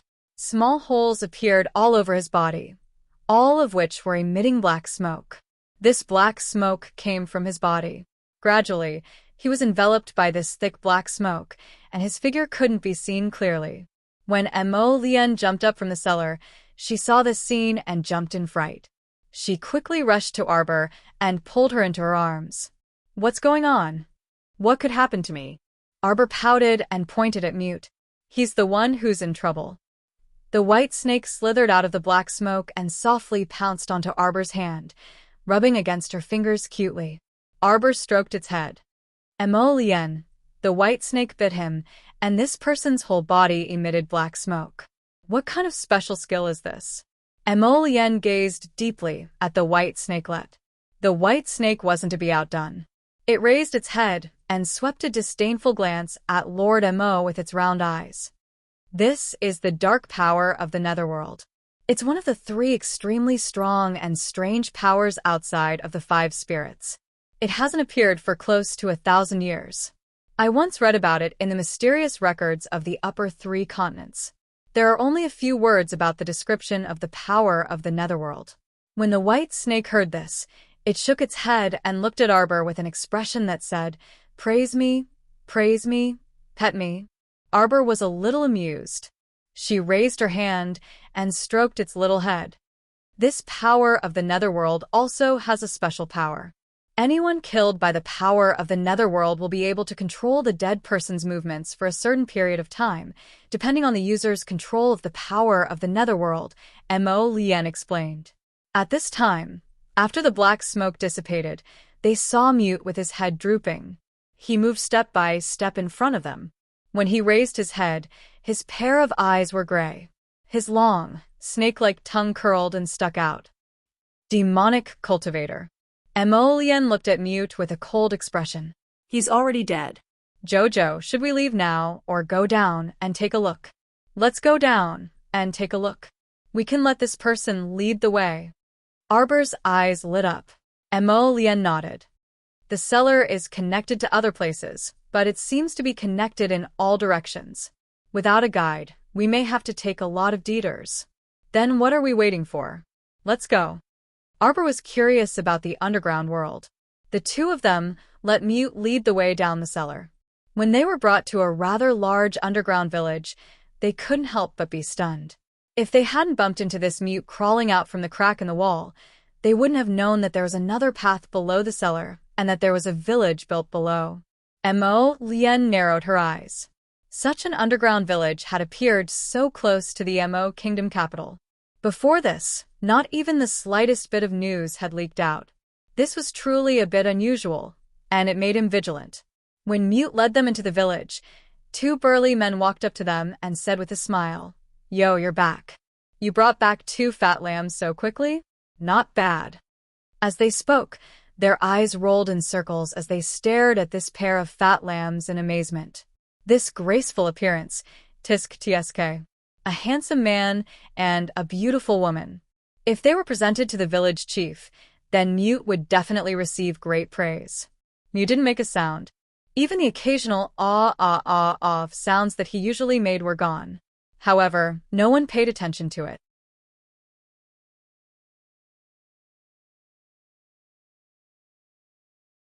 Chapter 698. Mute ignored them and led Arbor and Emolien straight into the village. There were over 100 families in the village. When they saw outsiders enter, they all came over to watch. Men and women, old and young, dressed strangely, their eyes revealing traces of ill intentions. Arbor expressionlessly swept his gaze over them and followed behind Mute with Emolien for a while. "Ahaha, my guests who have come from afar. Welcome." A deep and resounding laughter came from afar. A sturdy man was surrounded by many people and slowly walked towards Arbor's group. "Village chief. Village chief." The rest of the people respectfully bowed to the village chief. This man was about 30 years old and had a rather tall stature. His bright and spirited eyes swept over Qiao Mu and Mo Lien, and when he saw the 2 people's faces clearly, disbelief also flitted across his eyes. Such graceful and elegant people, they didn't look simple at all. How could they be so easily caught by Mute? "Mute, these 2 people, where did you find them?" Mute was silent and didn't make a sound. He only lowered his head and didn't say anything. "HM? Why aren't you saying anything?" The man looked suspiciously at Mute, who had lowered his head. Usually, even though a Mute couldn't speak, he could at least make some gestures to explain what he was talking about. Hee hee hee. A clear laughter, like a silver bell, entered everyone's ears, closely followed by a fragrant wind. The woman who walked over quickly was about 27 or 28 years old. Her voluptuous figure was tightly wrapped in a thin red short skirt. She was dressed in an exotic attire, revealing 2 long white legs. "Io, where did such a cute little girl come from? Come to big sister quickly." That woman twisted her snake-like waist and swept in front of Arbor like a whirlwind. She hooked her hand and was about to pull Arbor into her embrace. Prince Mo didn't say anything and kicked at the woman. What protective feelings for the fairer sex?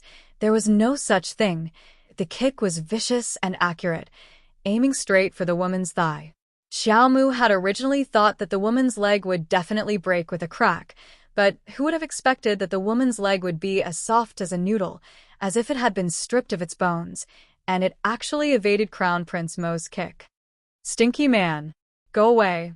The woman's expression changed as she took 2 steps back. She hurriedly took out a handkerchief from her bosom and wiped it. Her thigh was not touched at all. Arbor did. This was the first time she saw a woman who hated the Crown Prince so much. The Crown Prince's expression was also very ugly. He pulled his baby into his arms with one hand and raised his other hand to gently pat her back to comfort her. The big man looked at Mo Lien and Arbor with even more confusion.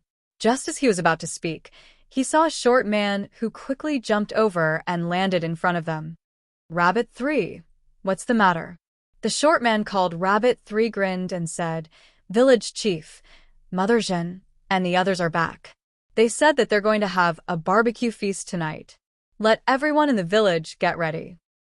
Okay. Everyone cheered in unison, as if that barbecue feast was very interesting. Arbor's eyes flashed slightly, and he secretly poked Little Snake with his finger. The little snake gave Mute an order, and Mute lowered his head, bringing the 2 of them back to his house. The village chief and the others were busy preparing for that barbecue feast and didn't make things difficult for them.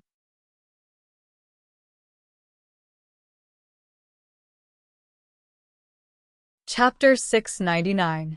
It could be seen that everyone had a long-lost excitement on their faces, which made Arbor somewhat curious.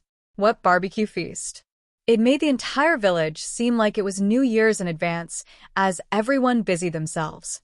Because this barbecue feast would only be held at night, Arbor and Mo Lien followed Mute back to his room. Upon returning to his room, Mute collapsed limply onto the ground, motionless. Little Snake's nether energy can only be controlled for so long. We have to be careful in our actions from now on. Mo Lien grasped Arbor's small hand and said, "This village is very strange." I took a look. Quite a few people here seemed to be demonic cultivators. Especially that woman just now. Her entire body was very soft. If he didn't guess wrongly, she should have fused with some kind of snake bone, which caused her body to be abnormally soft. What in the world is this village where demonic cultivators congregate trying to do by hiding underground? Although proper mystic cultivators or ordinary martial artists were not willing to get close to people like demonic cultivators were no longer discriminated against ever since operation squads were established. On the contrary, many squads were very happy to take in demonic cultivators with special abilities and participate in missions together.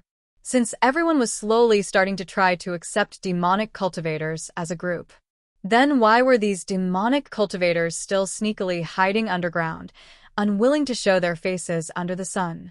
Say, do you think someone is deliberately raising these people underground? Arbor muttered softly, and the Crown Prince's brows knitted tightly. If there really was a mastermind behind the scenes, why would they raise such a large group of demonic cultivators underground near the Mo Kingdom capital? In that case, this question was really worth investigating. The two people did not go out. During this time, several people tried to knock on Mute's door, but the two people ignored them. Only when it was 10 minutes into the night did Mo Lien and Arbor open the door and follow the crowd's footsteps, surging toward the underground village's central gathering place. The two people mingled in the crowd, following behind unhurriedly. When they arrived at the gathering place, they saw a dense mass of heads, at least 1,000 people. There were actually more than 1,000 people hidden in this underground village. At least half of them were demonic cultivators, while the rest were mostly ordinary people with shackles on their legs and hands. Apart from the excitement on the faces of those demonic cultivators, most of the ordinary people had numb expressions on their faces. Their eyes were dull, as they were urged forward by the demonic cultivators. They were like a group of slaves who would move forward or backward if their master wanted them to. Many benches were placed around the plaza. The group of demonic cultivators each led the slaves in their hands and sat down in an orderly manner. At a glance, the group of people had surrounded the assembly hall. Some of the demonic masters were leading a dozen or so slaves, while some were only leading a few. There were men and women, old and young among these slaves. All of them had tattered clothes and messy hair as they knelt at the feet of the demonic masters. "Quiet, all of you, quiet down." The village head raised his hand and stopped the crowd from talking. Everyone quieted down. That snake beauty from before swayed her slender waist as she walked forward with her clothes exposed. She stood next to the village head and laughed coquettishly. "The barbecue feast will now begin. Everyone can forget about everything and start partying." Everyone let out excited shrieks as they vigorously swung the long chains that were leading the slaves.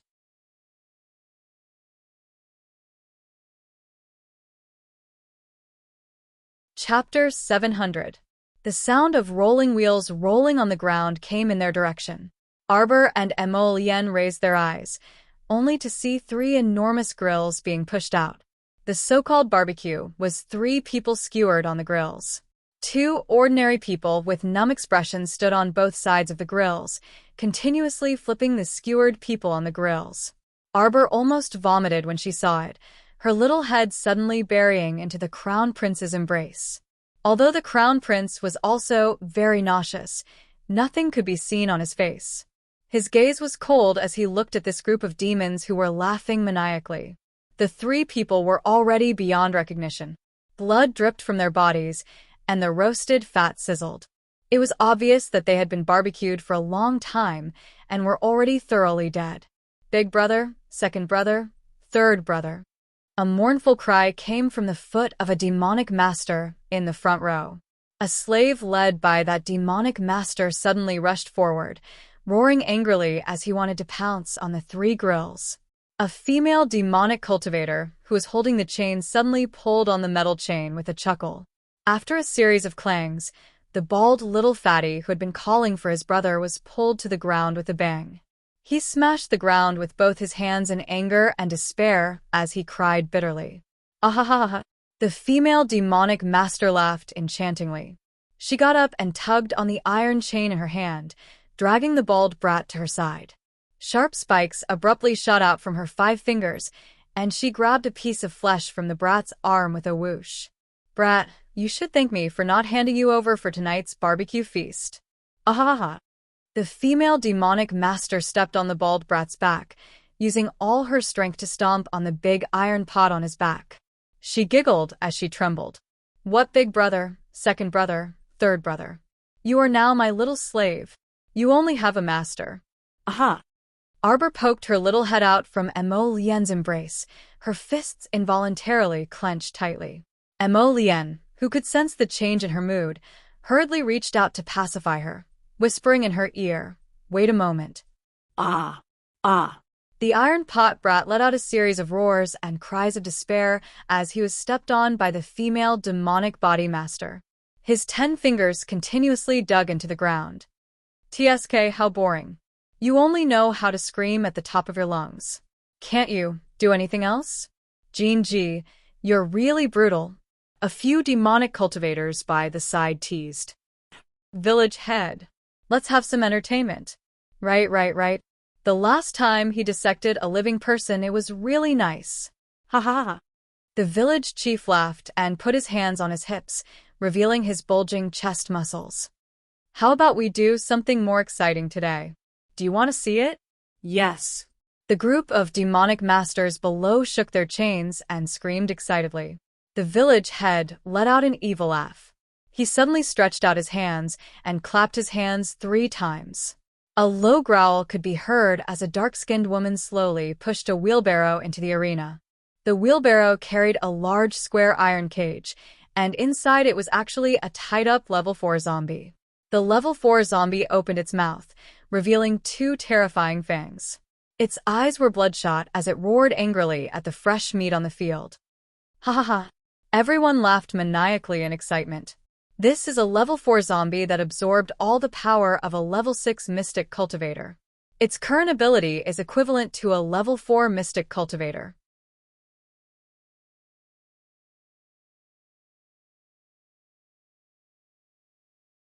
Chapter 701. The skinny dark woman tugged on the chain in her hand. After a series of rattling noises, the level 4 zombie in the cage threw itself against the iron cage, smashing against the pillar as it roared angrily. A group of demonic cultivators stood up with excitement in their eyes, raising their hands one after another as they shouted, Me. Let me do it. Let me do it. Why don't I see Mute? Where's the little sister that Mute brought back? The snake beauty walked over from the center of the plaza, twisting her slender waist as her gaze slowly swept over everyone. When her gaze fell on Arbor, her eyes clearly brightened. But when she saw Emo Lien sitting beside Arbor, her brows involuntarily furrowed. She had a premonition that this man didn't look simple. Where's your master? The snake beauty twisted her enchanting slender waist as she approached Arbor and Emo Lien step by step. According to the rules of their village, whoever picked up someone would be that person's slave. Of course, if you wanted to present it to the village chief, that was also fine. If it was some good prey, presenting it to the village chief would make him happy, and perhaps even exchange it for better treatment. Where's that Mute? The snake beauty looked at the 2 of them suspiciously. She raised a slender finger, tilted her neck, and lightly tapped her fair chin. There's no way that Mute would let the 2 of you come here alone. What's going on? Arbor didn't pay attention to the snake beauty's thin screeching. Her gaze was fixed on the face of the skinny dark woman behind the wheelbarrow. A faint ripple appeared in the depths of her cold eyes. Although that woman had slimmed down quite a bit and tanned quite a bit, Xiaomu still recognized her with a glance. The skinny dark woman gestured for the two of them to come forward and drag the level 4 zombie out of the cage. That level 4 zombie shook its two arms with all its might, vainly trying to break free from its bindings. Its two tightly bound claws were twisting and scratching randomly. The two demonic cultivators wore iron wrist guards on their arms, so they weren't afraid of the level 4 zombie's touch, but their faces still carried a bit of disgust. Haha. The female demonic cultivator by the name of Jinji pulled the rolling and crawling bald little fatty forward. Let this little slave of mine test the waters first. Jinji, how can you be so shameless? It's not your little slave's turn. Me.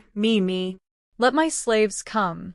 The demonic cultivators screamed excitedly, their hands gripping the iron chains and swinging them. On the other hand, the numb faces of the many ordinary people who were being held by them finally showed a trace of fear. If they were allowed to go up and fight with this level 4 zombie puppet, they would undoubtedly become food in the zombie's mouth. It would definitely be a dead end. Jinji, go down. According to the rules, we have to draw lots. The village chief raised his hand and glanced at the female demonic cultivator, Jinji. He then lowered his head and looked at the iron walk brat who was lying on the ground, panting like a dog. Hee, are you sure you wanted to go up? That's right, village chief. Jinji raised her chin high.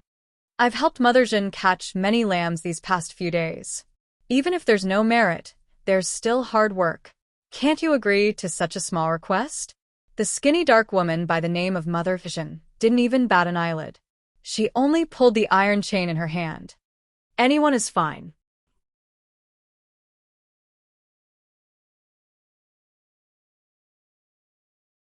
Chapter 702. But if your slave is eaten by the corpse puppet within minutes, you will also be punished. Mother Jun says, with a sneer. That's right. The crowd of demonic cultivators below churns and screams. We want to watch an exciting match. That's right. If there's nothing to watch, you will also be punished. Go down, Jinji. Don't talk about a minute. I think your little slave won't even be able to hold on for a second. Facing such a strong level 4 corpse puppet, how can the bald little fatty be its opponent? Hearing that, Jinji is very angry. She heavily kicks the bald little fatty. You better buck up. Go up. If you dare to lose within a minute, I will skin you alive. The bald little fatty groans and slowly climbs up from the ground. He shakes the chains on his hands, and his eyes emit a crimson cold light as he stares fixedly at Jinji. That's right, it's this kind of warlike gaze. Jinji smiles enchantingly. She stretches out her hand and pats the little fatty's chubby face. She giggles and says, I think highly of you, little fatty Gidge. You can definitely do it. Bah. The bald little fatty spits at her. Everyone bursts into laughter. Jinji's face instantly turns green. Without thinking, she swings a slap towards the little fatty's face. Slap.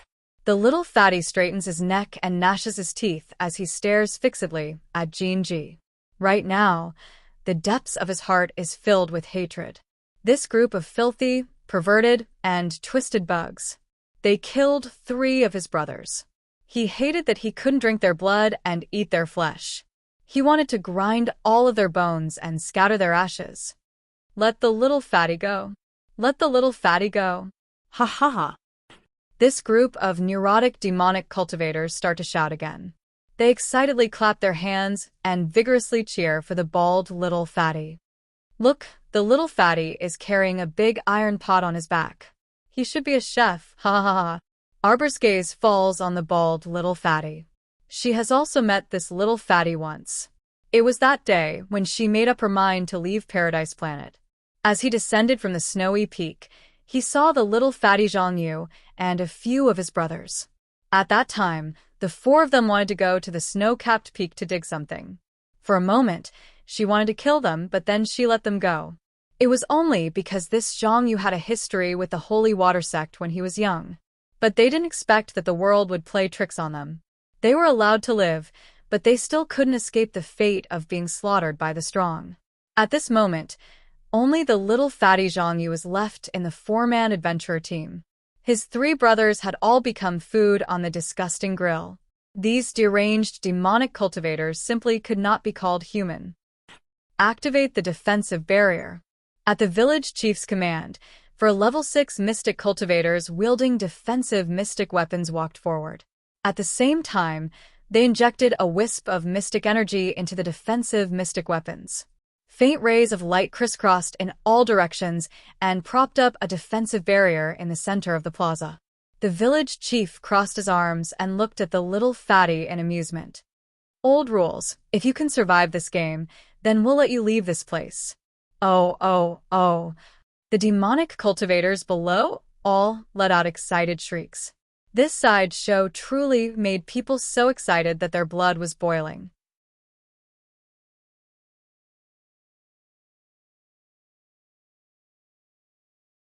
Chapter 703. Little girl, are you also mute? The snake beauty glanced at Arbor and Mo Lien with a strange gaze. She shot a glance over, and one of the ordinary people mixed in with the crowd received her instructions and quietly went into hiding. Arbor slightly hooked up the corner of her lips. Stupid woman. Even if they killed someone, they wouldn't let the mute's corpse lie in his own house for nothing. Of course, they would use some medicine to dissolve it. Wouldn't it be a bit too late to find a mute now?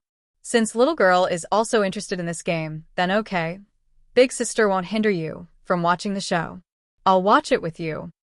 The snake beauty smiled enchantingly as she glanced at the middle-aged man sitting next to Xiaomu, who was a stool away. That man saw the snake beauty's gaze and promptly stood up respectfully.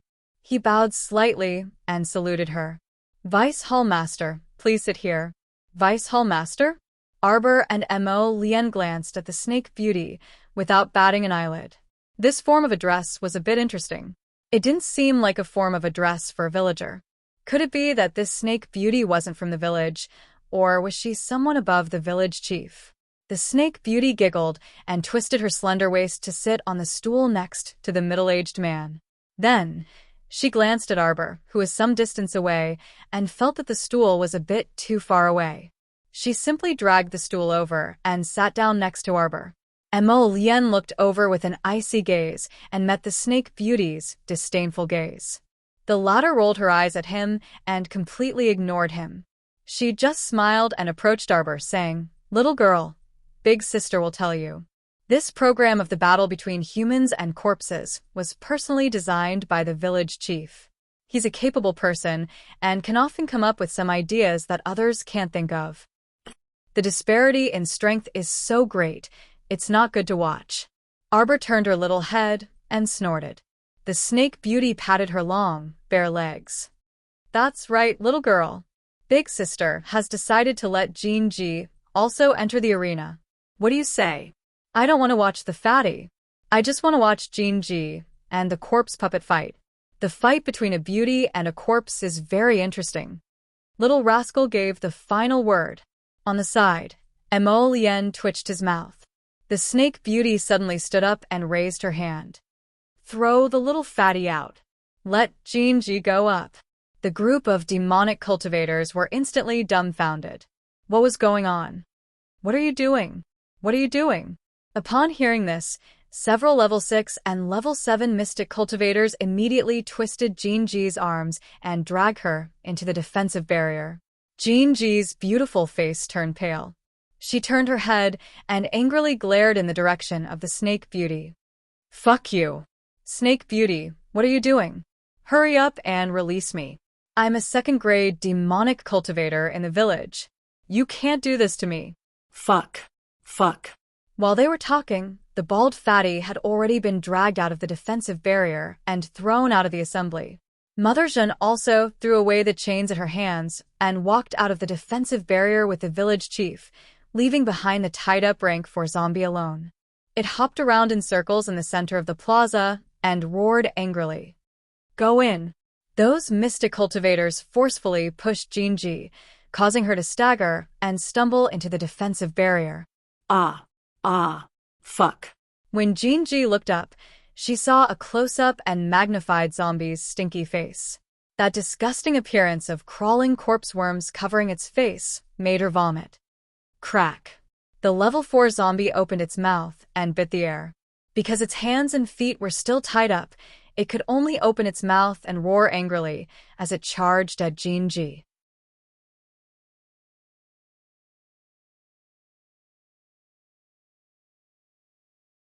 Chapter 704. In the nick of time, sharp thorns extended from Jinji's 5 fingers and pierced into the level 4 zombie's throat with a whoosh. It was just that she was a little afraid of being infected by the corpse poison, so she pulled out the thorns from her fingers in less than a second and jumped back a few steps. She had fused with the poisonous mountain thorns, so when she attacked people, she could choose whether to use poisonous thorns or non-poisonous thorns. For example, when she had grabbed Little Fatty's flesh just now, she had used the non-poisonous thorns. But now, facing such a powerful level 4 zombie, in order to save her life, she had to use her best ultimate move. However, with her current ability, she could only use the poisonous thorns 3 times a day at most. There were 7 levels of demonic cultivators, from weak to strong. An average person who could cultivate to the level of a 3rd-grade demonic cultivator was already strong enough. The cultivation of a demonic cultivator was much more difficult than what an average person could imagine. Walking on the path of a demonic cultivator meant that you already had no way out. And Jinji was a 2nd-grade demonic cultivator. In the entire village, she could be ranked in the top 100. But even so, the Snake Beauty still treated her like trash that could be discarded at any time and threw her into the field to fight the level 4 zombie for the entertainment of the people. Charge. You big idiot. Several demonic cultivators in the front row angrily slapped their thighs and roared at that silly level 4 zombie. That level 4 zombie didn't fall down after being pierced in the throat by the poisonous thorns. Instead, it hesitated on the spot for a while and looked at Jinji with some confusion. Idiot, hit her, hit her. Hit. Kill her, kill her. The demonic cultivators all raised their fists above their heads and roared with surging emotions. Jinji retreated a few steps and panted slightly. The thorns between her fingers faintly emitted a blue luster of poisonous light. The poisonous thorns attack just now had been effective. She just had to be a little more careful later. Roar. The level 4 zombie fiercely struggled free of the broken bindings on its body, revealing its naked body. The ropes that were originally tied to its body were all broken by it. It roared angrily and suddenly pounced in Jinji's direction. How could a delicious snack not cause the zombie to roar angrily in front of it? It wanted to eat. Roar. The level 4 zombie abruptly stretched out its 2 stiff arms and went straight for Jinji. Jinji staggered backwards and rolled along the ground. She jumped to the back of the level 4 zombie and stabbed her 10 fingers, which were equipped with poisonous spikes, into the back of the level 4 zombie. Roar. The grade 4 zombie stretched out its hand in pain and slapped Jinji's head. Jinji only felt a huge force hit her, making her dizzy. She spat out a mouthful of blood and fell heavily backwards. Good. All right. The demonic masters cheered crazily. Some of them even stood up excitedly and applauded heavily. Their faces were filled with bloody smiles. Kill her, kill her, kill her. The Snake Beauty covered her small mouth and giggled. She turned her head to look at Arbor and couldn't help but twitch the corner of her mouth. What's wrong with this little girl? She was watching such an intense match with an expressionless face. Facial paralysis was really an illness. It had to be treated properly. Little girl, isn't the match exciting? Why don't you smile at all? The Snake Beauty really wanted to tease this little guy to talk.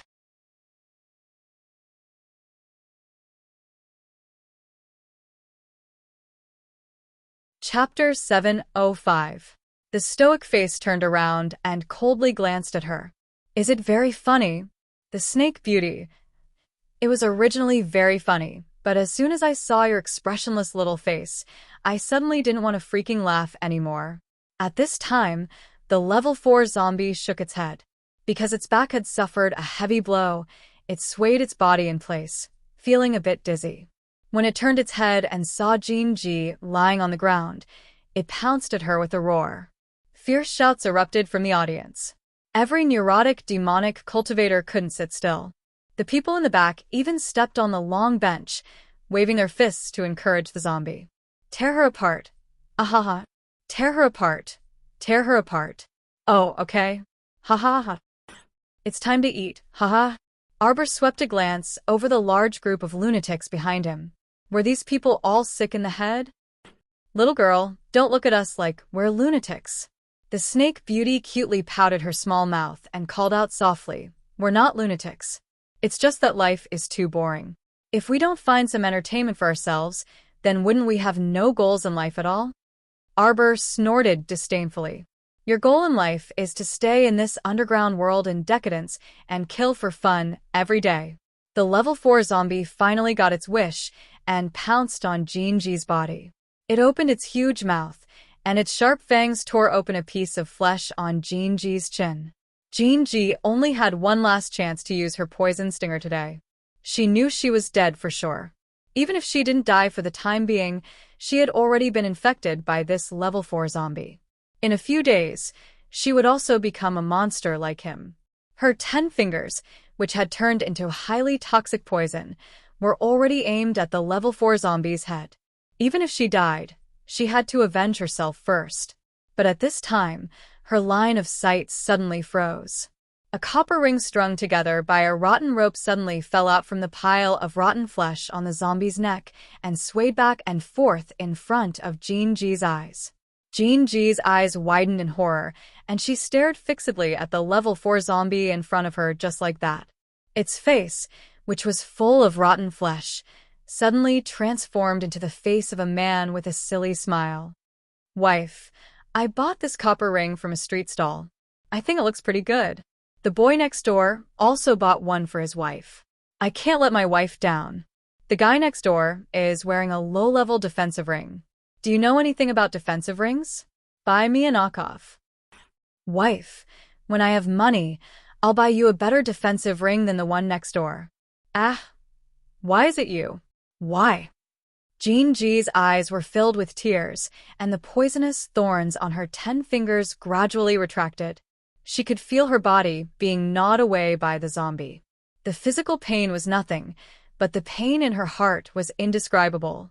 Her tears fell onto the head of the level 4 zombie puppet. The level 4 zombie glanced at Jinji in confusion.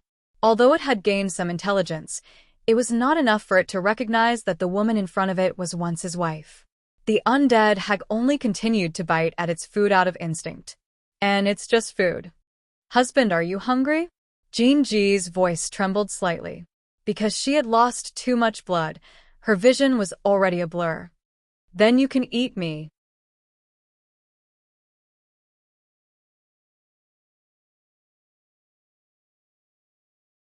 Chapter 706. Arbor's fingers clenched tightly. When the snake beauty at the side saw this, she giggled enchantingly. Little girl, are you a little regretful? You shouldn't have pushed Jinji out to die like this. TSK, TSK, TSK, look at how tragic and pitiful they are. They were originally a very loving couple. But now it has actually evolved into a situation where they kill each other, hehehe. The snake beauty laughed in a cadence. At this time, the assembly hall had long erupted into an uproar. Everyone jumped up and applauded jubilantly because they had watched a great drama. It was as lively as New Year's. Get lost. Mo Lien impatiently brushed away the snake beauty's approach with a flick of her sleeve. She reached out and hugged her darling a little closer, stroking her little head while holding her in her arms. You bunch of demons and monsters, how are you worthy of being called humans? Mo Lien sneered. What's so pitiful about that Jinji? Haven't the slaves who died in her hands in the past never exceeded 10 digits? Ha, she only has herself to blame. What does it have to do with my darling? I'm talking to little sister. Why are you interrupting? The snake beauty's expression instantly darkened, and she glared at Mo Lien with extreme dissatisfaction. Get lost, I don't want to talk to you, Arbor said coldly. Snake beauty. Can you give me a little face, little sister? Arbor didn't want to say a single word right now, nor was she in the mood to deal with the snake beauty beside her. She sincerely hoped that she could get lost far away. At least for the time being, she didn't want to talk to anyone here. However, the snake beauty loved teasing the stoic face. She didn't give up and continued to tease her. Little miss, do you think that the drama just now is wonderful? Look at Jean G. When she found out that the fourth-rank zombie in front of her was actually her husband, her expression at that time. Oh, haha. Isn't it wonderful and special? Isn't this unexpected encounter well arranged? TSK, don't you think she's stupid? She clearly already knew that the one in front of her was only a corpse. Realistically speaking, he couldn't be considered her husband at all. She clearly had the chance to kill it, but she didn't. TSK, I almost thought she was a good person. The snake beauty continued to chat with the little stoic, even though the little stoic didn't utter a single word and didn't even look at her out of the corner of her eye. What is a pervert like, you know? The little stoic suddenly said coldly, every person who can be called a person has once left behind a pure land in their heart. If even this last piece of pure land disappears, then whether it's life or death, it doesn't matter anymore. Emo Lien's heart tightened, and she suddenly reached out to hold the little fellow's little hand tightly. He didn't know why, but he felt that when the little thing said those words, its eyes were illusory and didn't look like it was alive at all. This kind of nothingness that no one could touch made his heart feel very uncomfortable. He held her little hand tightly and gently squeezed it. As for the snake beauty, she coldly looked at the little girl beside her. You're saying that I'm not human. Do you believe that I can immediately let you enter that defensive barrier and come into close contact with that fourth-rank zombies? The snake beauty suddenly drew close to her, and a bewitching dark red color was concealed in the depths of those approaching eyes. It was rather bewitching and wanton, like a merciless whirlpool that wanted to suck in a person's soul.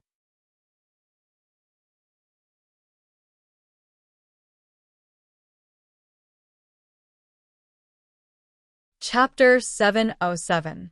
Arbor's small face was stoic as he coldly stared at the snake beauty in front of him. There wasn't the slightest ripple in the depths of his eyes. It truly made one feel a sense of defeat. The snake beauty's expression instantly changed dramatically, and she said with a grin, "How about you call me good sister, and I'll spare you from fighting with the level 4 zombie." How about it? She looked at the little stoic with a chuckle with a "very good deal, right?" expression on her face. Arbor sneered and turned his small head away, disinclined to look at her again. How infuriating! Why was this stoic face like this, so impervious to everything? This made her very angry.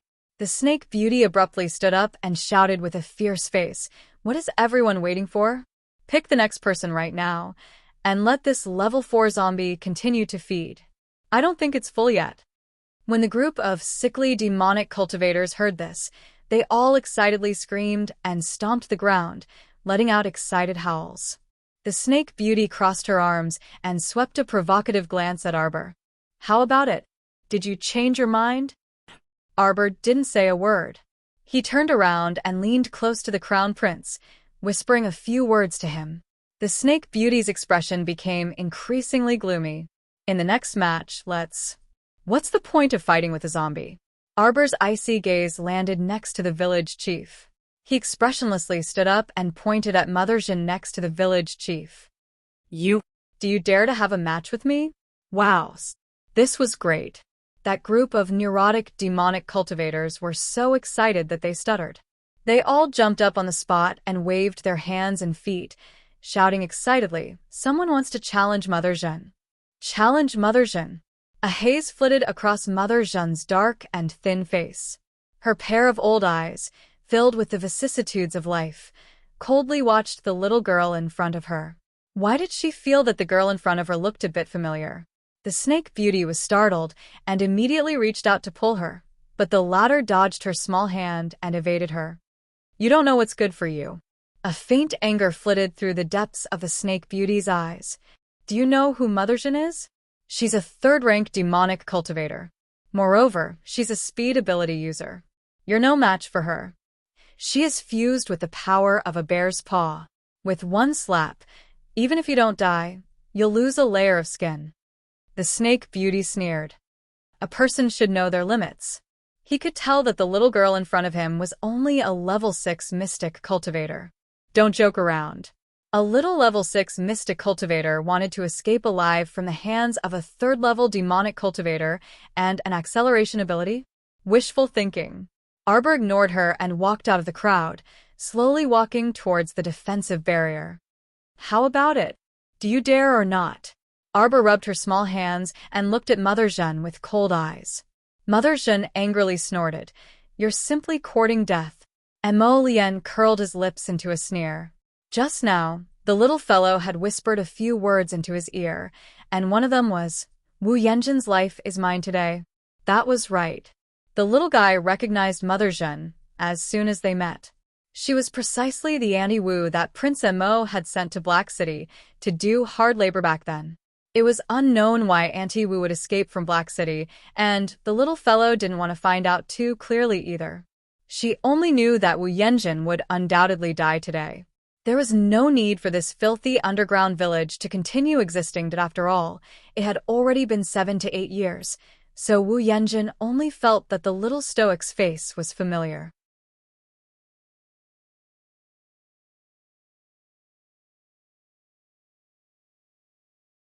Chapter 708.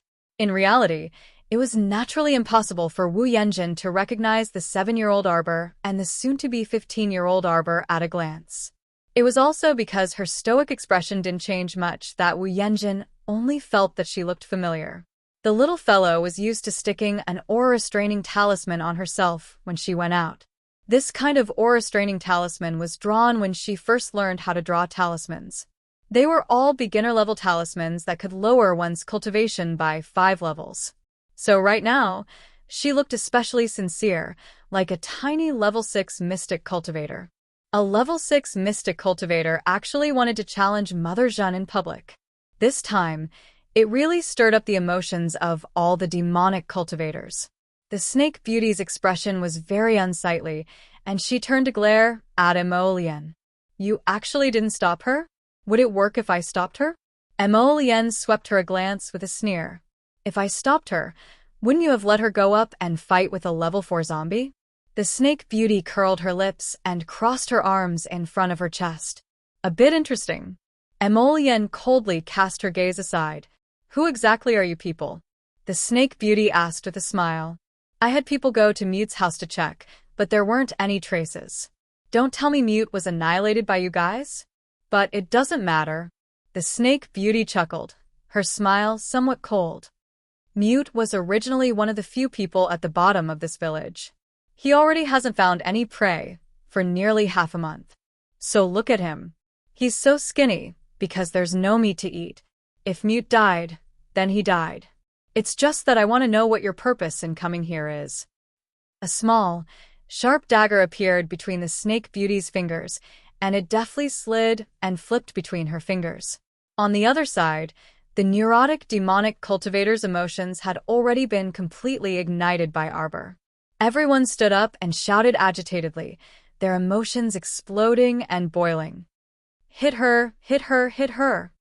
The corners of Wu Yanjin's lips curled up slightly. She suddenly reached out and untied the black robe covering her body, revealing a short green robe inside. She then entered the defensive barrier in high spirits. When the level 4 zombie saw that there was more food coming to its door, it hurriedly threw away Jin Ji's already cold corpse and pounced towards Wu Yanjin with a roar. In the blink of an eye, Wu Yanjin's fat, deformed palm slid out of her sleeve and slapped the level 4 zombie's head.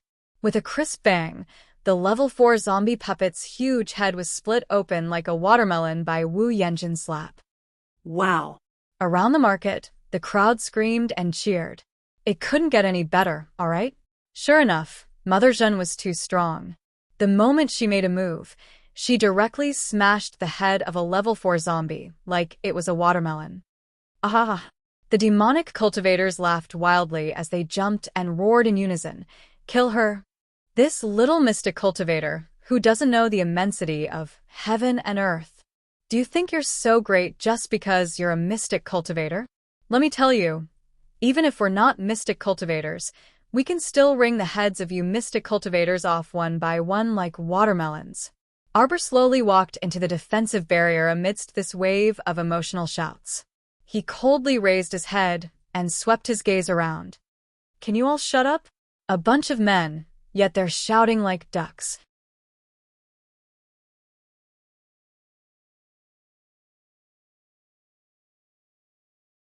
Chapter 709. The voice abruptly stopped. Arbor's gaze coldly shifted to Wu Yanjin's face, and he suddenly pulled out 3 talismans. The immobilization, drowsiness, and dizziness talismans flew in front of Wu Yanjin and suddenly split open. Wu Yanjin's speed wasn't the least bit slow. When she saw the 3 talismans flying over, a trace of graveness gradually condensed to her eyes.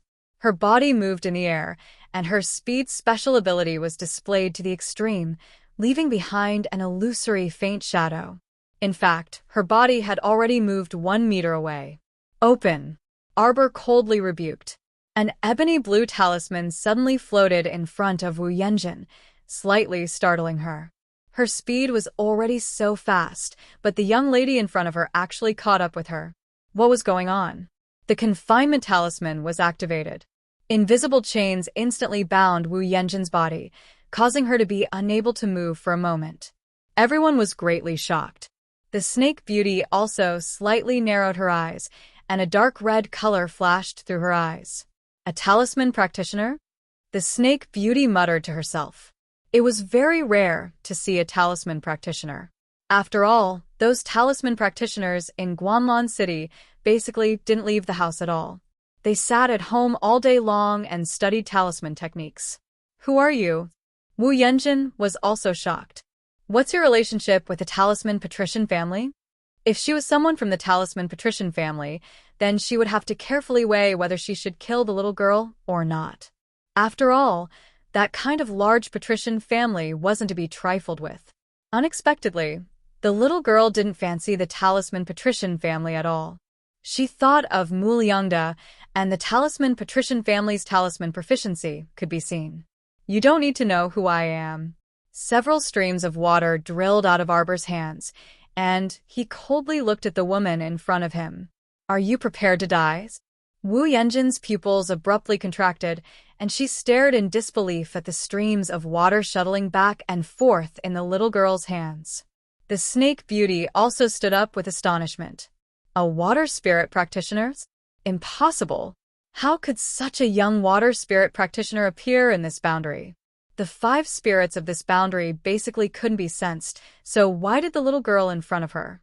5 nimble streams of water, like snakes, whizzed in front of Wu Yanjin. The streams of water were about to penetrate Wu Yanjin's throat, and Wu Yanjin had yet to break free from the confinement talisman. Her body was bound by invisible chains, and she was struggling with all her might. Suddenly, Wu Yanjin let out a loud roar, and a huge bare paw on her right hand actually flew off from her wrist. At the critical moment, his fat palms suddenly grabbed the 5 streams of water that were about to reach his throat. With a few popping sounds, the 5 streams of water in Wu Yanjin's hand exploded, as if they were tangible objects that were being crushed. Disdain flashed across Wu Yanjin's eyes. Little doll, if you want my life. What? Before Wu Yanjin could finish speaking, she saw several sharp icicles pierce out of her bare paw, piercing through her bare paw ruthlessly. The icicles pierced through the back of her hand and drilled out of her palm. They extended for more than a meter and instantly hit her throat. Ah! A stream of blood spurted out from her throat without warning. No, it was impossible.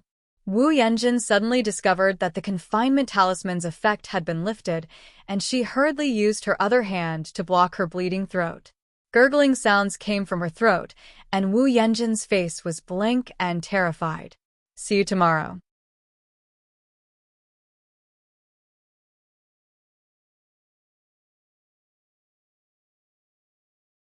Chapter 710. This kind of confinement talisman's effect could barely be maintained for a minute. However, in a battle where every second mattered, it was enough for talisman masters to do whatever they wanted with a flip of their hand.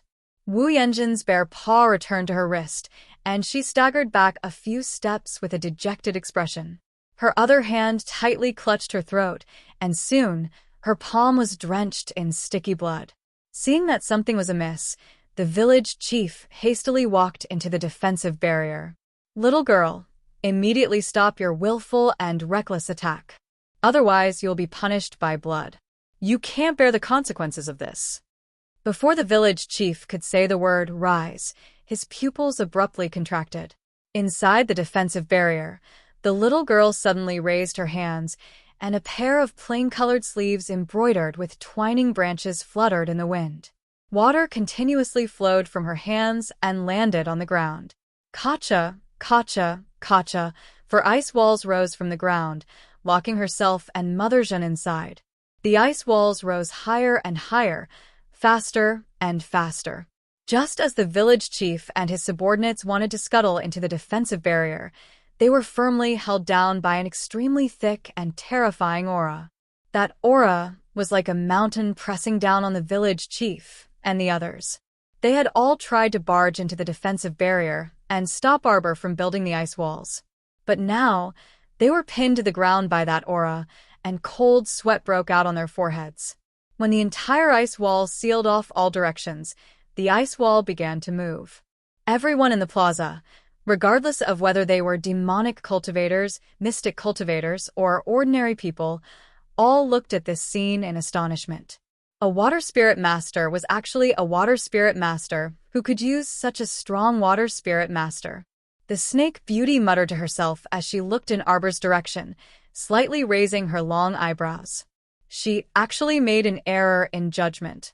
At the top of the 4 ice walls, a transparent ice wall was slowly sealing the space above the 2 people's heads. Finally, it was seamlessly sealed. The 2 people were isolated from the crowd and sealed within a rectangular, transparent, sparkling ice wall. The circle of fire on the periphery illuminated this ice wall, making it seem somewhat dreamy. Wu Yanjin wanted to speak, but as soon as she opened her mouth, blood gushed out from her throat. She could only glare at Arbor with a pair of venomous eyes, using her gaze to ask her, "Who are you?" Arbor ignored Wu Yanjin, this shrew. In reality, it was a bit strenuous for her to use water to create such a large ice wall for the first time. She was silent right now because she was seizing the time to recover most of the mystic energy in her mystic meridians. She wasn't sure how others used water and fire spirit power. In any case, ever since she merged with the natal essence water, she was able to use her profound energy to control this surge of water spirit energy. This was indeed very strange, and she herself also felt that it was a little strange.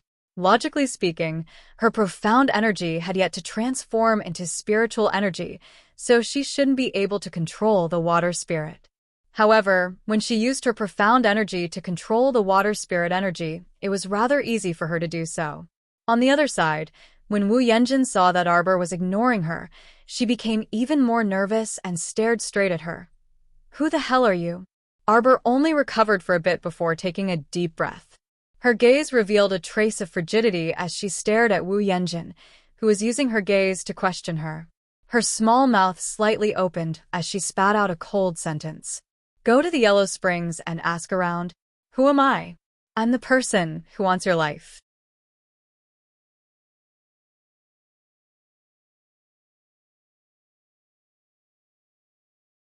Chapter 711. Arbor's eyes narrowed, and a burst of powerful, profound energy exploded from her body. In an instant, one of the ice walls closest to Wu Yanjin suddenly turned into pieces of 6 water chestnut snowflakes. Wu Yanjin clutched her neck and stiffly turned her head around, only to see pieces of snow flying up. This scene was truly a little frightening. What kind of water spirit control was this? Arbor gently raised a small hand and pushed her palm forward slightly. All the 6 water chestnut snowflakes fluttered and spun in the air like fairies singing and dancing. In an instant, they uniformly surrounded Wu Yanjin's direction. Walala, a large mass of snowflakes whooshed around Wu Yanjin's body, cutting her up and down. Outsiders simply couldn't see the situation of Mother Jeanne, who was surrounded by snowflakes. They could only see her figure moving back and forth within the ice walls. Her speed was extremely fast, but the speed of the snowflakes surrounding her was even faster. Wu Yanjin's body expanded by more than 3 times in an instant, turning into a war bear. She let out a weak, miserable howl, mixed with the gurgling sound of death coming from her throat. Everyone finally got a clear look at her current sorry state. Her hair was bald, her limbs and body and even her face were scraped by the snowflakes until there wasn't a single piece of undamaged flesh. Bang! Another ice wall shattered, completely turning into a mass of snowflakes, pressing towards Wu Yanjin's tall body. Following closely, one after another, the remaining 3 ice walls all cracked. Snowflakes were like turbulent torrents, like pieces of small sharp daggers, piercing through Wu Yanjin's body and limbs. She was attacked from the front and back. Her entire body was being torn apart by this kind of extreme torture. Like crazy, she swung her bare paws with all her might, slapping away the snowflakes that gathered around her. But it was completely useless. These snowflakes were extremely crafty and terrifying, even extremely spiritual. Even if they were slapped away by her, scattering into water droplets, but very quickly they would once again melt into ice and snow, absolutely endless. Wu Yanjin let out a series of hoarse roars. Because she had lost too much blood, there wasn't a single piece of undamaged flesh on her body. At the same time, her eyes also became abnormally blurry, almost unable to see the girl standing diagonally in front of her. Was this the limit? It must be very painful to have such a broken body, right? So back then, when her Shaolin was thrown into the wild like a ragged doll and was bitten by wild dogs, it must have been even more painful. What was this kind of pain? Arbor stretched out his hand, and his profound energy suddenly erupted violently once again. The snowflakes that had been circling around Wu Yanjin suddenly paused for a moment before shattering into pieces. The tiny snowflakes hit Wu Yanjin's skinny body. If it were only 1 or 2 snow particles, they wouldn't be able to harm Wu Yanjin at all. After all, she was a demonic cultivator who had fused with the sturdy body of a battleground bear. Her defense was naturally not to be underestimated. But right now, hundreds of billions of tiny snow particles were hitting Wu Yanjin's skin all of a sudden. Hundreds, thousands, and even tens of thousands of them hit every inch of her skin, instantly breaking through her defense. Everyone was dumbstruck and speechless as they watched Mother Jin being shot into a sieve in front of them. Countless tiny snow particles hit back and forth on her forelimbs, smashing fiercely with whooshing sounds.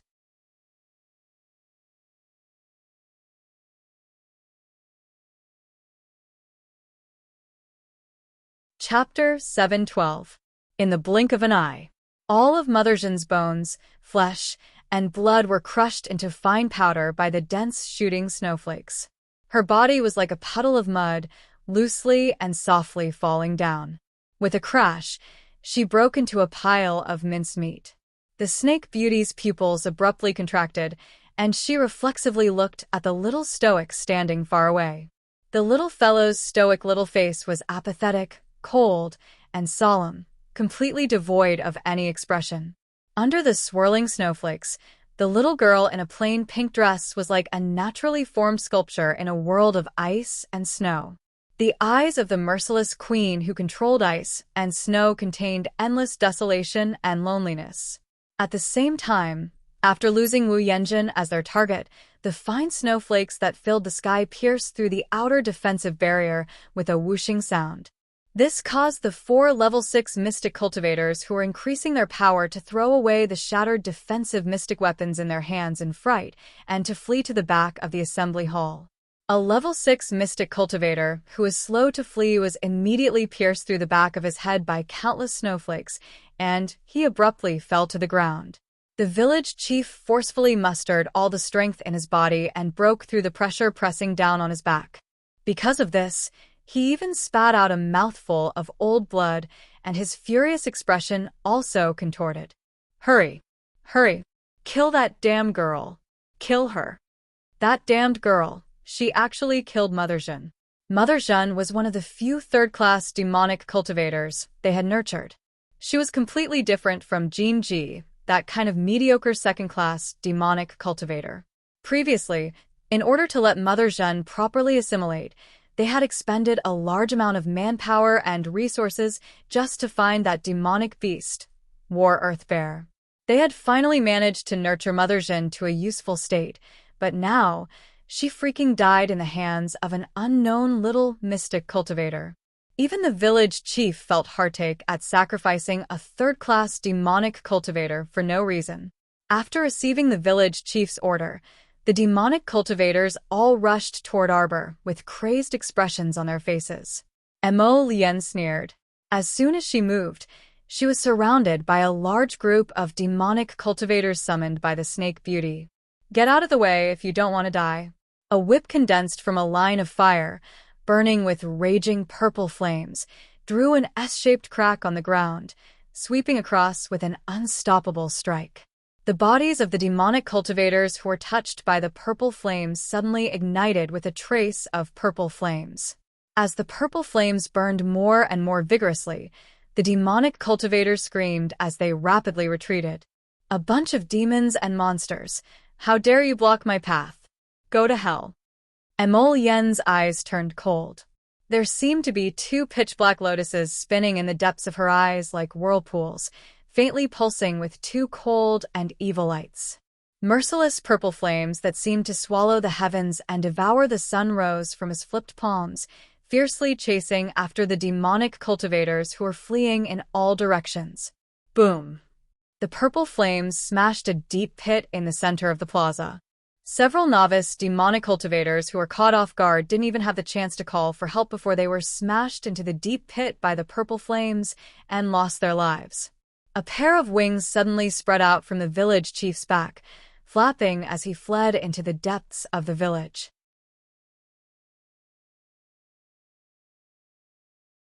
He shouted, "A strong enemy is invading! A strong enemy is invading! Activate the village's Destruction Talisman Matrix! Activate the village's Destruction Talisman Matrix!" Damn it! That youth who didn't seem to have the slightest trace of mystic energy around him was actually an extremely powerful fire spiritual cultivator.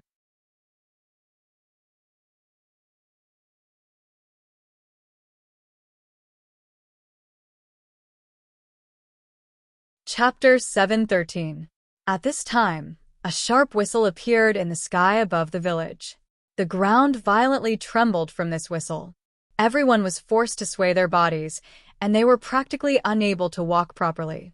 The large grill collapsed, and the three figures wearing the grill fell heavily to the ground. The little fatty carried the iron pot on his back and crawled on the ground continuously for several minutes before barely crawling to the front of his three bloodied brothers. He bawled his eyes out and bawled his eyes out. Run! The ordinary crowd was in chaos. Taking advantage of the fact that the demonic cultivators couldn't even take care of themselves, they all scattered like birds and beasts. Run! Everyone pushed and shoved each other in panic as they rushed toward the village entrance. However, after the Destruction Talisman Matrix was activated, the entire village's ground became rugged and uneven. A crack or two opened up on the swaying ground from time to time, swallowing up the frantically running people one by one. One of the demonic cultivators seemed to have fused with the leopard's speed as he shuttled through the crowd very quickly. When he saw a fissure in the ground, he jumped over it very vigorously and dodged the fissure. The corners of his mouth curled up into a satisfied smile. In the face of danger, everything was fake. Only by running faster than others could one obtain a slim chance of survival. However, while this smile was still hanging at the corners of his mouth, the enormous bamboo building in the marketplace came crashing down with its roots.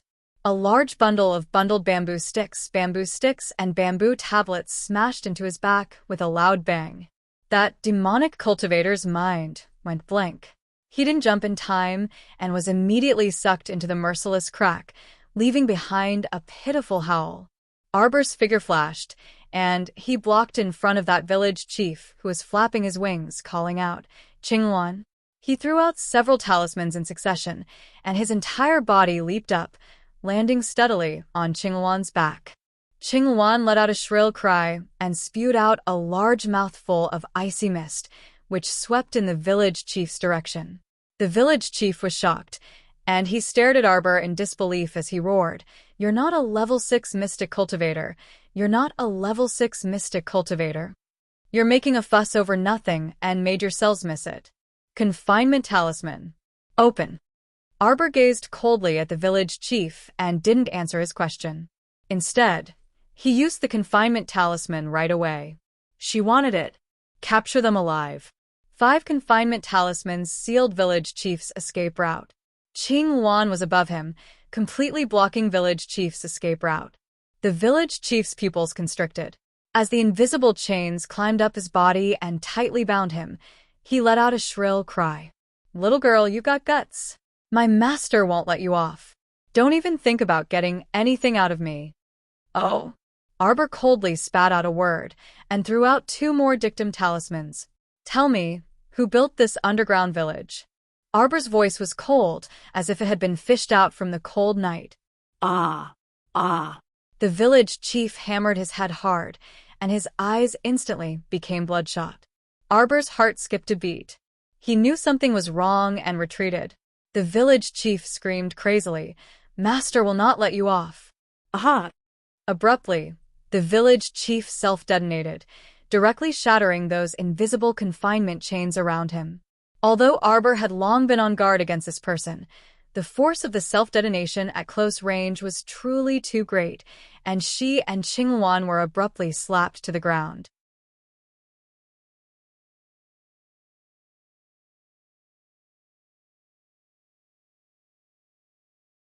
Chapter 714.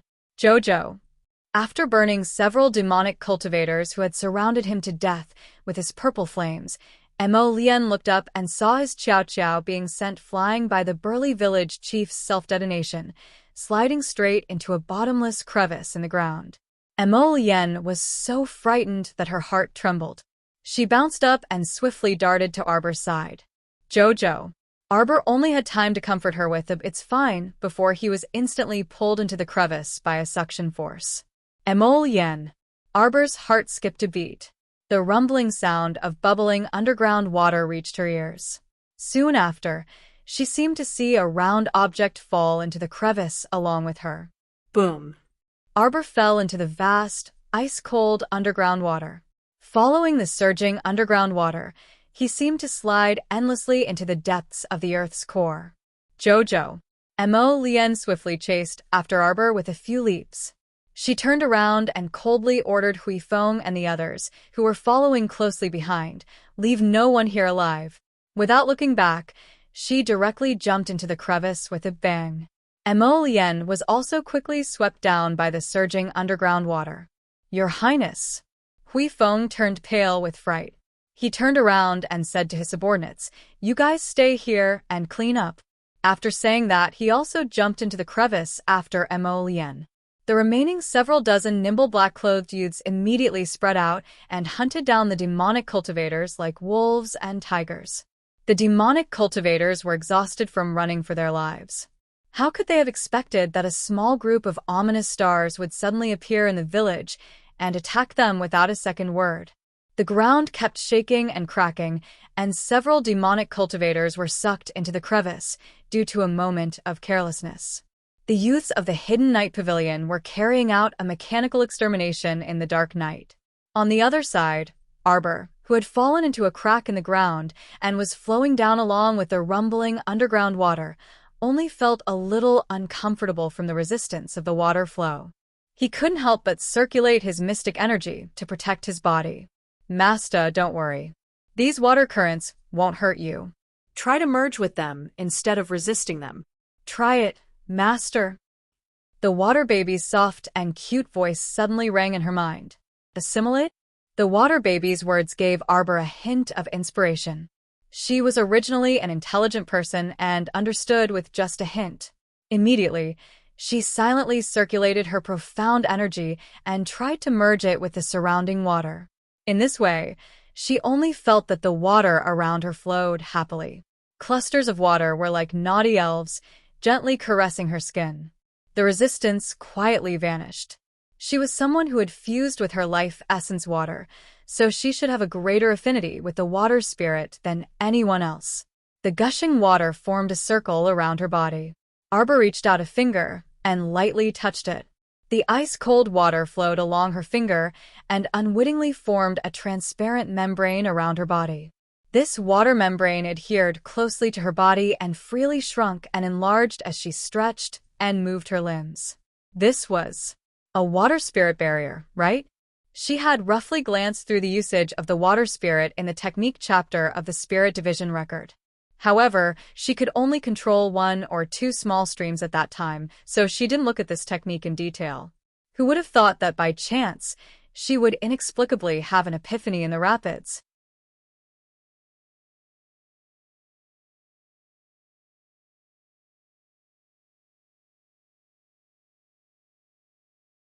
Chapter 7:15. It was different from the defensive barriers produced by external mystic artifacts, which required a large amount of mystic energy to activate. For example, in the assembly hall earlier, in order to expand the range of the defensive barrier, for mystic cultivators were required to use defensive mystic artifacts at the same time. The water spiritual barrier that Arbor comprehended now didn't require the help of any external objects. As long as one had sufficient spiritual energy, the water spiritual barrier's range could be large or small, and it only required a little spiritual energy to maintain the barrier for a long time. Compared to a large-scale defensive barrier, this was naturally more flexible, and less energy-consuming. Of course, if one encountered someone as powerful as Mo Lien, then it didn't matter and didn't care about the energy consumption. The technique chapter also specifically stated that very few people could comprehend this kind of full-body defensive spiritual barrier.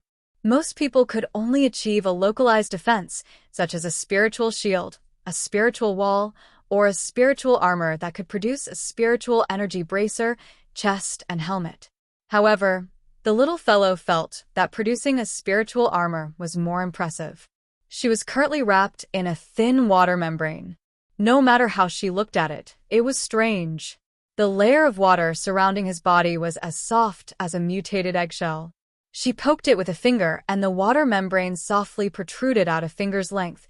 Feeling cooled sigh, she couldn't escape the fate of being an egg.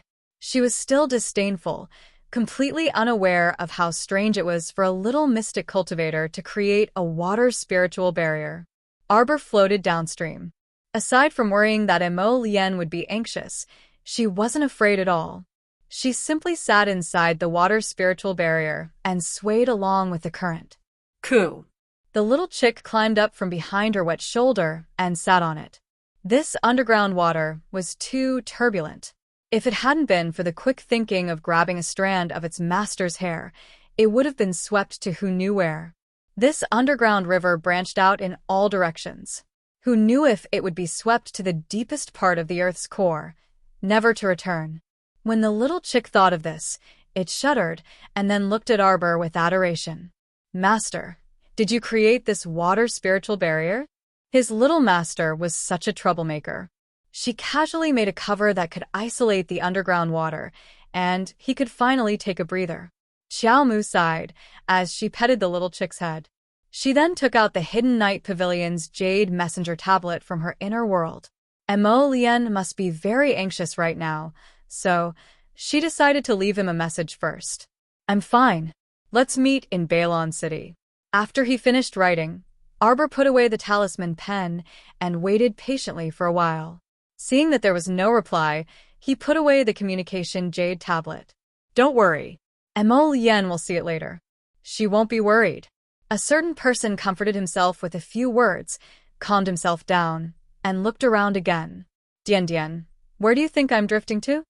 She didn't even know where the underground water led to. Would it directly wash her into the river? Wait a little longer, master. We'll reach the end soon. As the water baby's words fell, Arbor only felt the rumbling of the water beside his ears. His eyes suddenly lit up, and his body was instantly suspended in the air. Dear Xiao Mu only had time to cry out, "Fuck," before her entire body fell from the sky.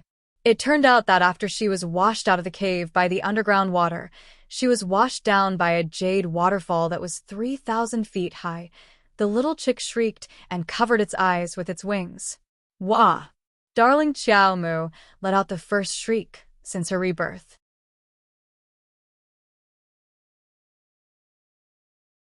A little green face was frozen in time.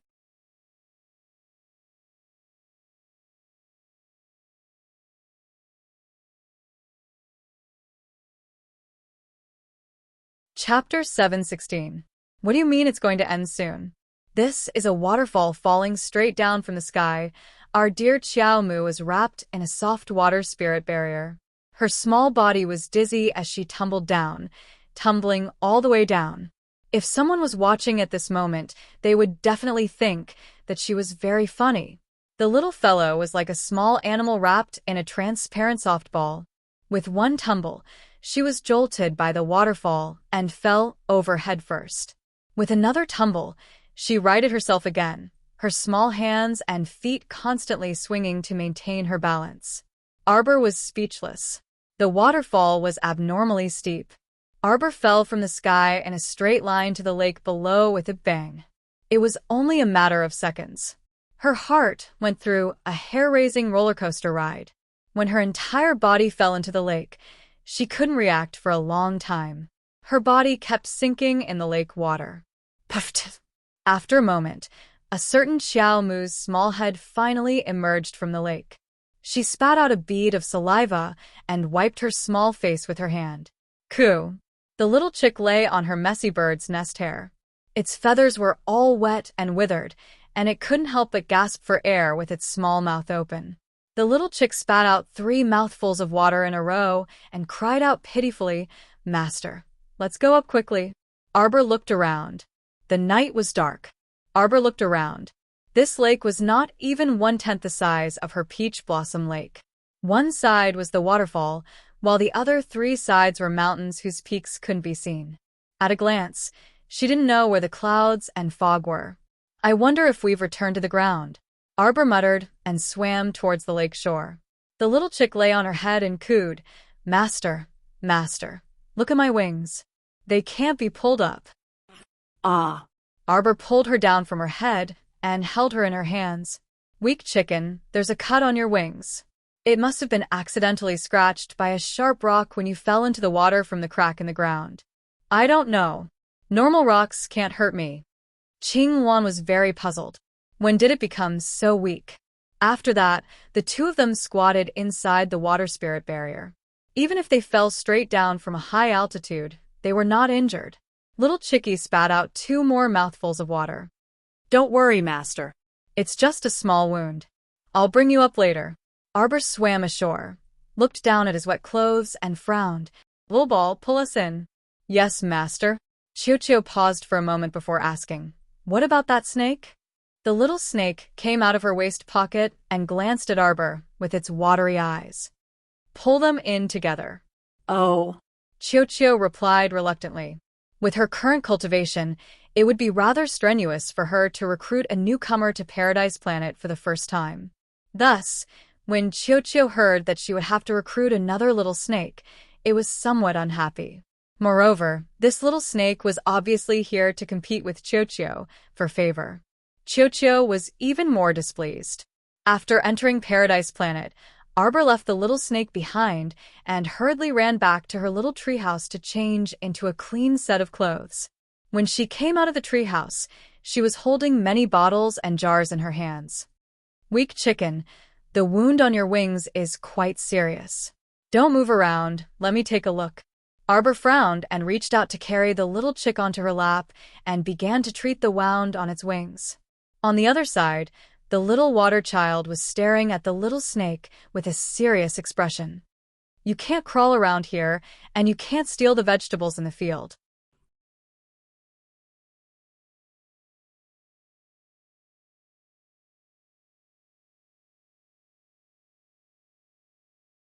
Chapter 717. Little cute snake and little water child looked at each other. Swaying its little snake tail, it slithered over to Arbor's feet. Suddenly, it fell limply onto the ground. The little snake's lively eyes swept over everything in Paradise Planet. its watery eyes containing a trace of pleasant surprise. Wow, this place's mystic energy is so dense. I like it so much. Little water child immediately became alert. This scheming snake actually acted cute on the spot. How could this be? Luckily, Master was busy with the work in her hands and didn't have the time to care about this scheming snake. Humph. After Arbor finished cleaning the wound on Little Chick's wing, she suddenly made a sound of surprise. Little Chick stuck out its belly, and just as it was about to turn around, Arbor reached out and stopped it. Wait. Don't move. Arbor reached out and gently pressed on its wing. There seems to be a foreign object in your wing. Does it hurt? It doesn't hurt, Little Chick said muddle-headedly. When you fell just now, you were scratched by something. Think about it again. There's nothing. Little Chick's face was filled with confusion. It was so strong, and it was an ancient Qingluan, not a real chicken. How could it be injured by a few small stones? Wasn't this a joke? Don't move. There should be some stones in your wing. I have to take them out, or else your wound will still hurt when it heals. Master. Little Chick was moved to tears. Master was so good to it. It was rare to hear Master speak so gently. Usually, she was cold. Xiao Mu placed it on a glossy stone block under the peach tree. She then rummaged through her needle pouch and took out a small brass tweezer. It hurts a bit. I have to take out the foreign object in your wing. Bear with it, Arbor said in a low voice. Little Chick was so moved that it immediately wanted to cry again. Master, do whatever you want. It doesn't hurt. Arbor looked at it in confusion. She thought to herself, you're not afraid of pain? Why do you look like you're about to cry? She didn't know how to comfort people. Oh, no, she was comforting a chicken. She used her fingers to stroke the outside of the little chick's furry wings inch by inch. Then, she used the brass tweezers to probe the wound. She accurately pinched something and quickly pulled it out. It was a soft clump of dirt that was as thick as a thumb. Xiao Mu tossed this thing on the ground and poked it with her tweezers. She saw that a pinhole-sized hole had sunk into it, and it was incredibly soft. It would be too funny to say that Newbie had been scratched by a thumb-sized lump of dirt. Newbie didn't believe it, and neither did she. All right. Just apply some ointment on your wings and wrap them up. They should be fine by tomorrow or the day after. But Master, I have to send you up? Qingluan also saw that around the small lake, other than the waterfall, the other 3 sides were huge mountain ridges. I can do it myself. It's dark now, so we can climb tomorrow. Arbor quickly applied medicine and wrapped Qingluan with gauze. Master, there's someone outside, Qiuqiu suddenly said. Who is it? Arbor was a little puzzled. I let out my spiritual sense to take a peek. It's a bald little fatty. He just climbed up the shore. Qiuqiu jumped onto Arbor's hand and gestured. This kid is quite sharp. I used my spiritual sense to secretly size him up, and he looked around vigilantly. Arbor frowned slightly. Then how do I get out?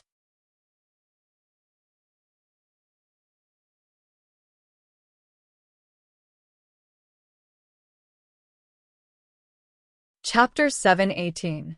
If she were to appear openly, wouldn't it raise suspicions? After all, what would people think if a person jumped out of nowhere? She didn't want to expose the secret of Paradise Planet in front of strangers. Why don't we wait for the little fatty to climb up before going out? Qiuqiu suggested. That's the only way. Arbor nodded. She got up, and just as she took a step, she felt that she stepped on a piece of rotten mud. Squeak. Xiao Mu even inexplicably felt that the clump of dirt under her feet seemed to tremble slightly. She hurriedly lifted her little foot and rubbed it against the peach blossom tree next to her, rubbing that small piece of soft mud down and dropping it under the peach blossom tree. What the hell was that? Arbor deliberately squatted down and looked at it carefully for a while. It was just a small lump of mud that couldn't be more ordinary. Let's go to sleep first. We'll go out tomorrow morning and think of a way to climb the mountain. Qingluan's wings were injured, so it was better to let it rest for 2 days first. She wasn't a particular person. It wasn't difficult for her to climb a mountain with her hands and feet. 1 big and 4 small, twisting their small bodies, all ran back to their small residences. Arbor naturally returned to the treehouse she built herself. The little water baby built a small nest under the tree. At this moment, seeing the little snake swimming over, it immediately glared at it. "What are you doing? This place is where I'm lying." The little snake glanced at it and didn't pay attention to it at all. It twisted its small body and climbed up the tree trunk. It climbed all the way to the roof of the treehouse and found a place with luxuriant foliage to lie down there. Arbor returned to the treehouse and checked on the little white squirrel's condition again before falling asleep. However, she didn't know that Emolian had been feeling uneasy ever since the two of them separated. Now that he couldn't sense Arbor's aura at all, he suddenly felt that the sky was about to fall down. This feeling overlapped with a certain time 2 years ago, making him feel uncomfortable. In fact, after Emolian jumped into the fissure, she was separated from Arbor by the tributaries of the underground water veins. After Emolian emerged from a small pool, she discovered that she was already in the tent area outside the Balon fortification. Under the night sky, the stars were bright. Although it was already late at night, there were many people in the tent area, and it was noisy. It was impossible to calm down. By the time Feng Mannion was called over to examine the patient, it was almost late at night. When she walked out of the tent after washing her hands after seeing the patient, the sky was already filled with stars. "Dr. Feng, is there really nothing wrong with the patient?" Just now, he was making a big fuss and wanted to bite anyone he saw. He couldn't have mutated into a zombie, right? A deputy manager of the Shed district followed behind Feng Mannion. "Zombie transformation? It's not like he's dead." Feng Mannion glided ahead as she swept the manager an indifferent glance. "What problem can there be? You don't believe in my medical skills?" A young maidservant who was following closely behind Feng Mannion was holding a medicine chest with her sleeves rolled up. Upon hearing this, she scoffed. "Deputy manager, you can set your mind at ease. Our miss is one of the top 50 physicians in Celestial Medicine Valley. If she says there's no problem, then there's naturally no problem." That's good, that's good. How could the deputy manager dare to offend this great god of Celestial Medicine Valley? He naturally lowered his head and bowed as he repeatedly flattered her respectfully. The main reason was that there were many people in the Shed district. If something happened and they couldn't control it, the consequences would be unthinkable.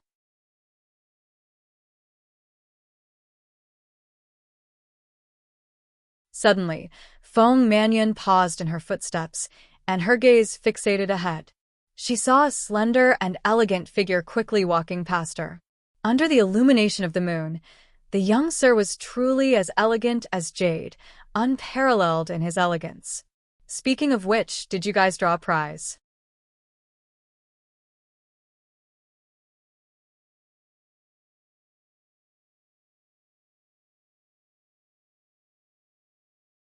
Chapter 719.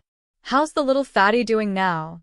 The next day, Arbor woke up early, ate some porridge, and planned to leave Paradise Planet. Let's go, let's go.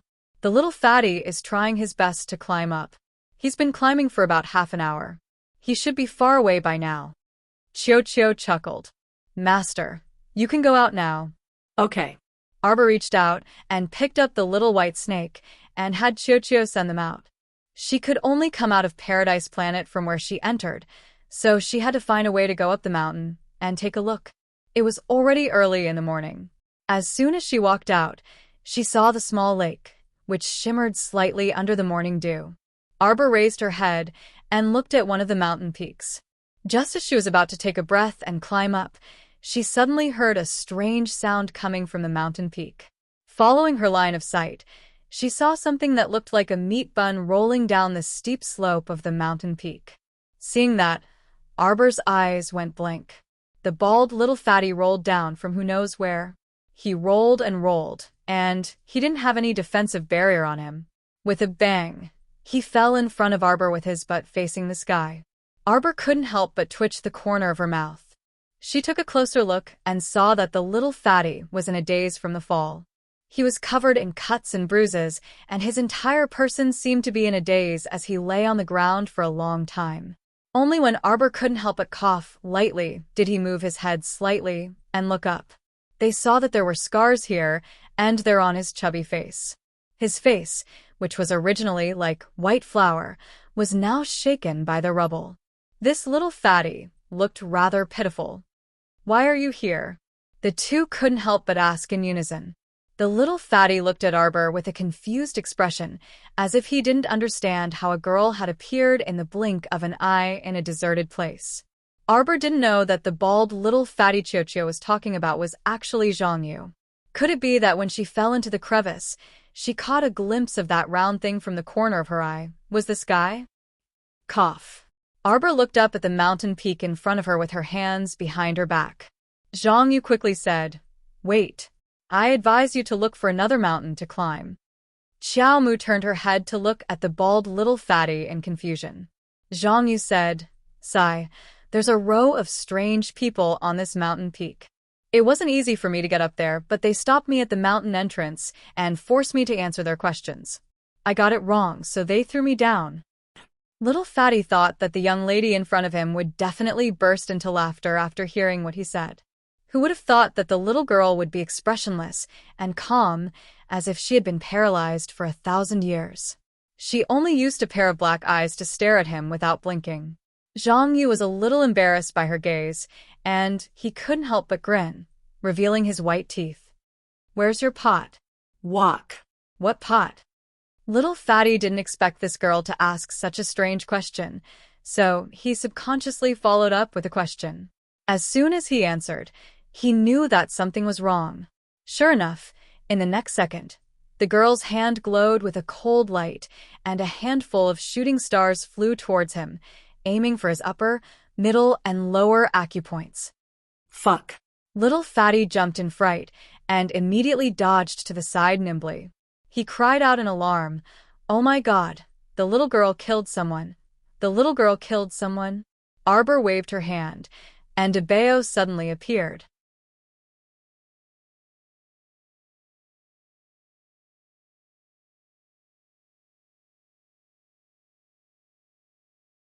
Chapter 720.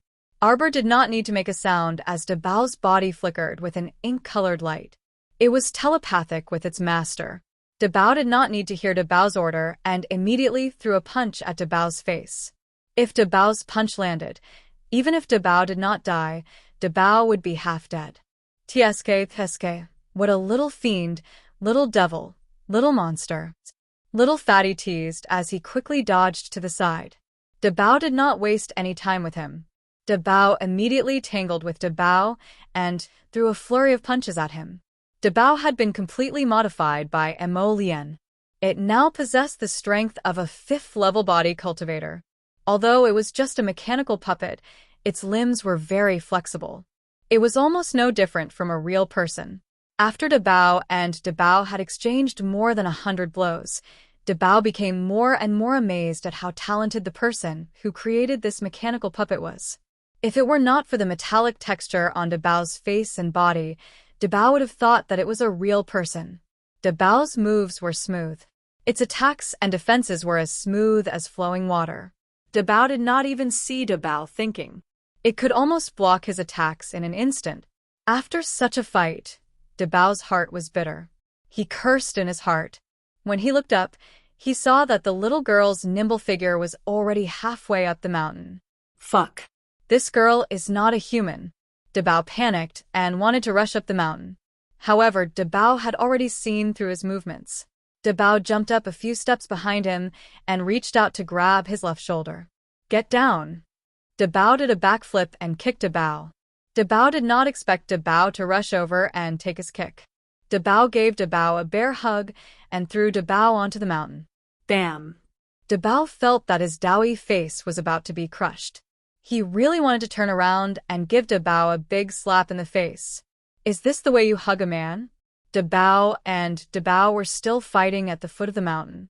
Arbor had already climbed to the top of the mountain. She paused and suddenly activated an invisibility talisman on herself. Then, she calmly continued to climb up. When she was about 3 or 4 steps away from the peak, she suddenly saw a big red morning glory standing on the edge of the peak, facing the wind. Arbor stealthily made his way over. The big morning glory seemed to have sensed something and turned towards Arbor's hiding place. The big blooming morning glory spat out a continuous stream of poison. Then, as if a little puzzled, Venom gurgled back. There was no one. Hee, this damned little fatty.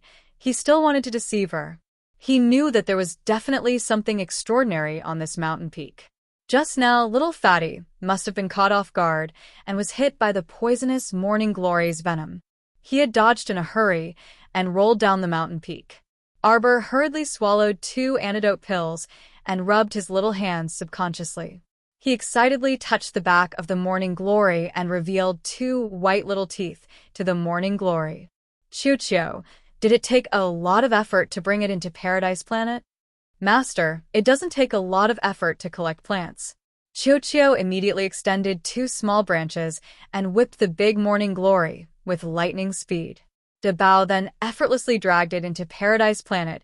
You're tuning in to the Li Mei's Wuxia Whispers YouTube channel. We're so grateful for your support, and don't forget to subscribe to join us on this incredible journey through captivating stories. Your generosity through donations truly makes a world of difference, as it's the primary source of revenue that allows me to expand and enhance this channel for you. Thank you from the bottom of my heart for being a part of this adventure.